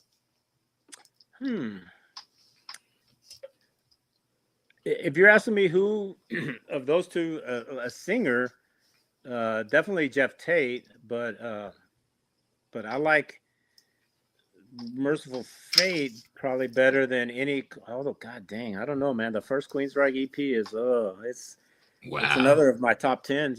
That and Melissa are both. But style wise, definitely Jeff Tate, because the dude is just phenomenal. Not that King Diamond is not. Of course, I love King Diamond, but yeah, that one I would have to go with Jeff Tate. Love them both a lot. King Diamond is very high on my list, but Jeff Tate, like. Man, the EP and those first couple albums, that's another world, man. People hadn't. I mean, we've always had Rob Halford, but man, Jeff Tate was special, man. That stuff he was doing, that was special stuff, man. I love it. I love give the edge to Jeff Tate. And Jeff is still out there making it happen. I think he's going to be in the Aztec, still doing it here soon. Jeff, I love Jeff. That much talent, you almost have to keep doing it if you have that kind of talent. Like, what else are you gonna do? You sing like an angel, and you're gonna have a day job? No, I don't think. Nah. Big shout outs and props to the man Jeff Tate and to the King. Yes, we love the King too. Who is also a Texan. I like that about him. Yes. Yeah. Oh yes, yeah. Okay, let's see if this is gonna be a tough one for you. How about Dark Angel versus Exodus? Well, damn. Okay, that's a tough one. Yeah. I can go two ways. I could say Dark Angel. Dang. I don't know. I don't even know if I can say that. If you're comparing Bonded by Blood with Darkness Descends, that's like the second and third best thrash album. Best thrash, right? Yeah. It's like Rain and Blood, and then those are 1A and 1B, But yes. But career-wise, I prefer Dark Angel because I I'm not down with all the Exodus stuff, although they did put out a lot of good albums, but man, Bonded by Blood, when you start off like that, holy crap, Right. that's just um, Yeah.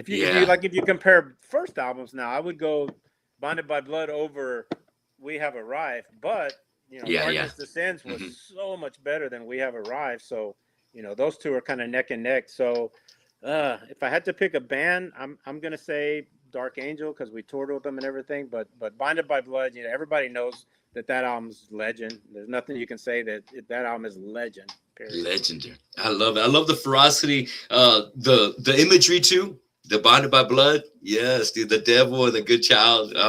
It's kind of like, it's kind of like all of us were at one time when we got to experience into metal. We were once good kids, and then we got into the heavy metal part, and then we wanted the horns came out. Shit like that. So I still got my shirt. I love Bonded by Blood. I always will fucking be a big Exodus fan. But did you catch Dark Angel in this last run they did with Hyrax and Sacred Reich? Yeah, I saw that. Dude, they sounded, all the bands sounded great, but Hoagland is still, he's still such the beast of all beasts. It's got 4 out of the people from Leaf Scars, so it's got what you need. It's got the right lineup. It's not, like I said, if it was Gene and some hard guns, it probably wouldn't be the same. But it's got the crew, and R.I.P. to Jim Durkin because he can't be around because he's no longer with us. But it's pretty legit. It's as close to original as you can get. Yep, good shit. I got one more for us. Yeah. These are the big dogs in our world. Who's the most important band out of these two to you, Metallica or Black Sabbath?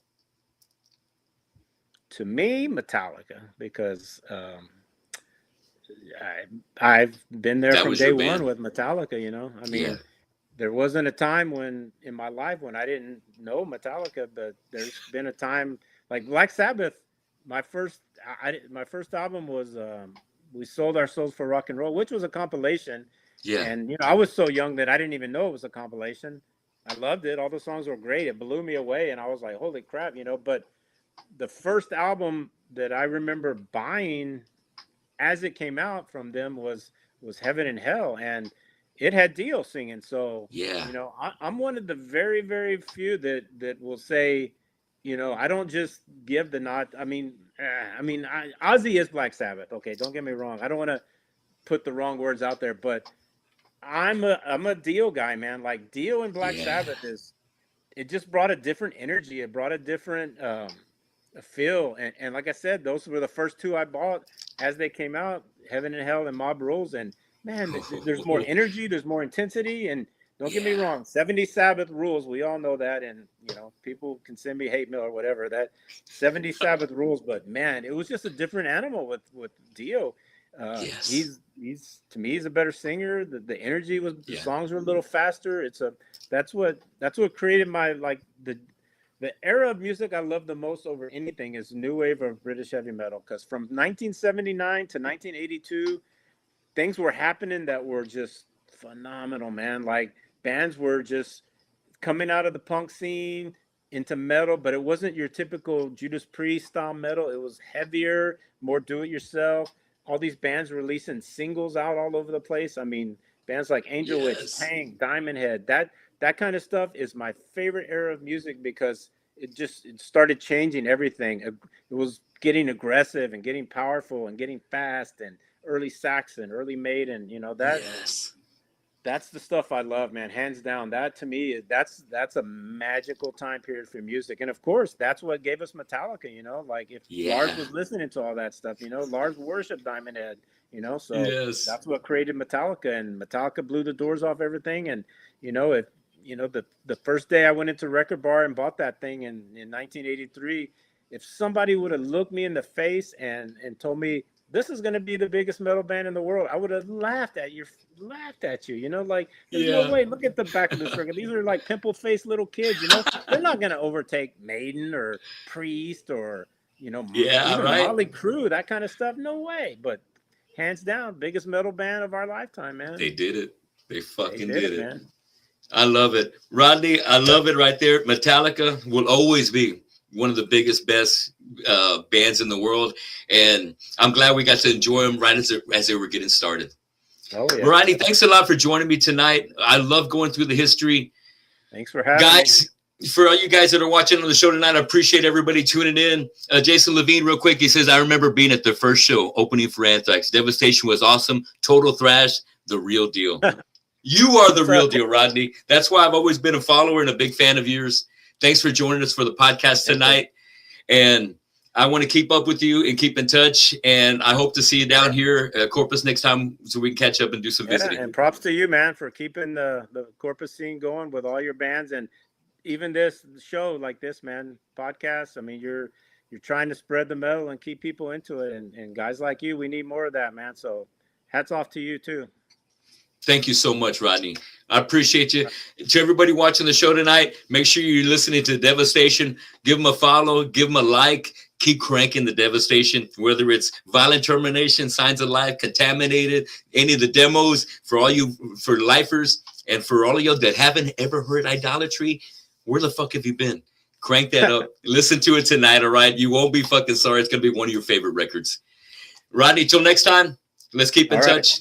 Keep it metal forever, brother. This has been a great night for me. Thanks for making it happen. And God bless you and your family. And I'll see you at the next show. All right, brother. Take care. All right. Hold on real quick.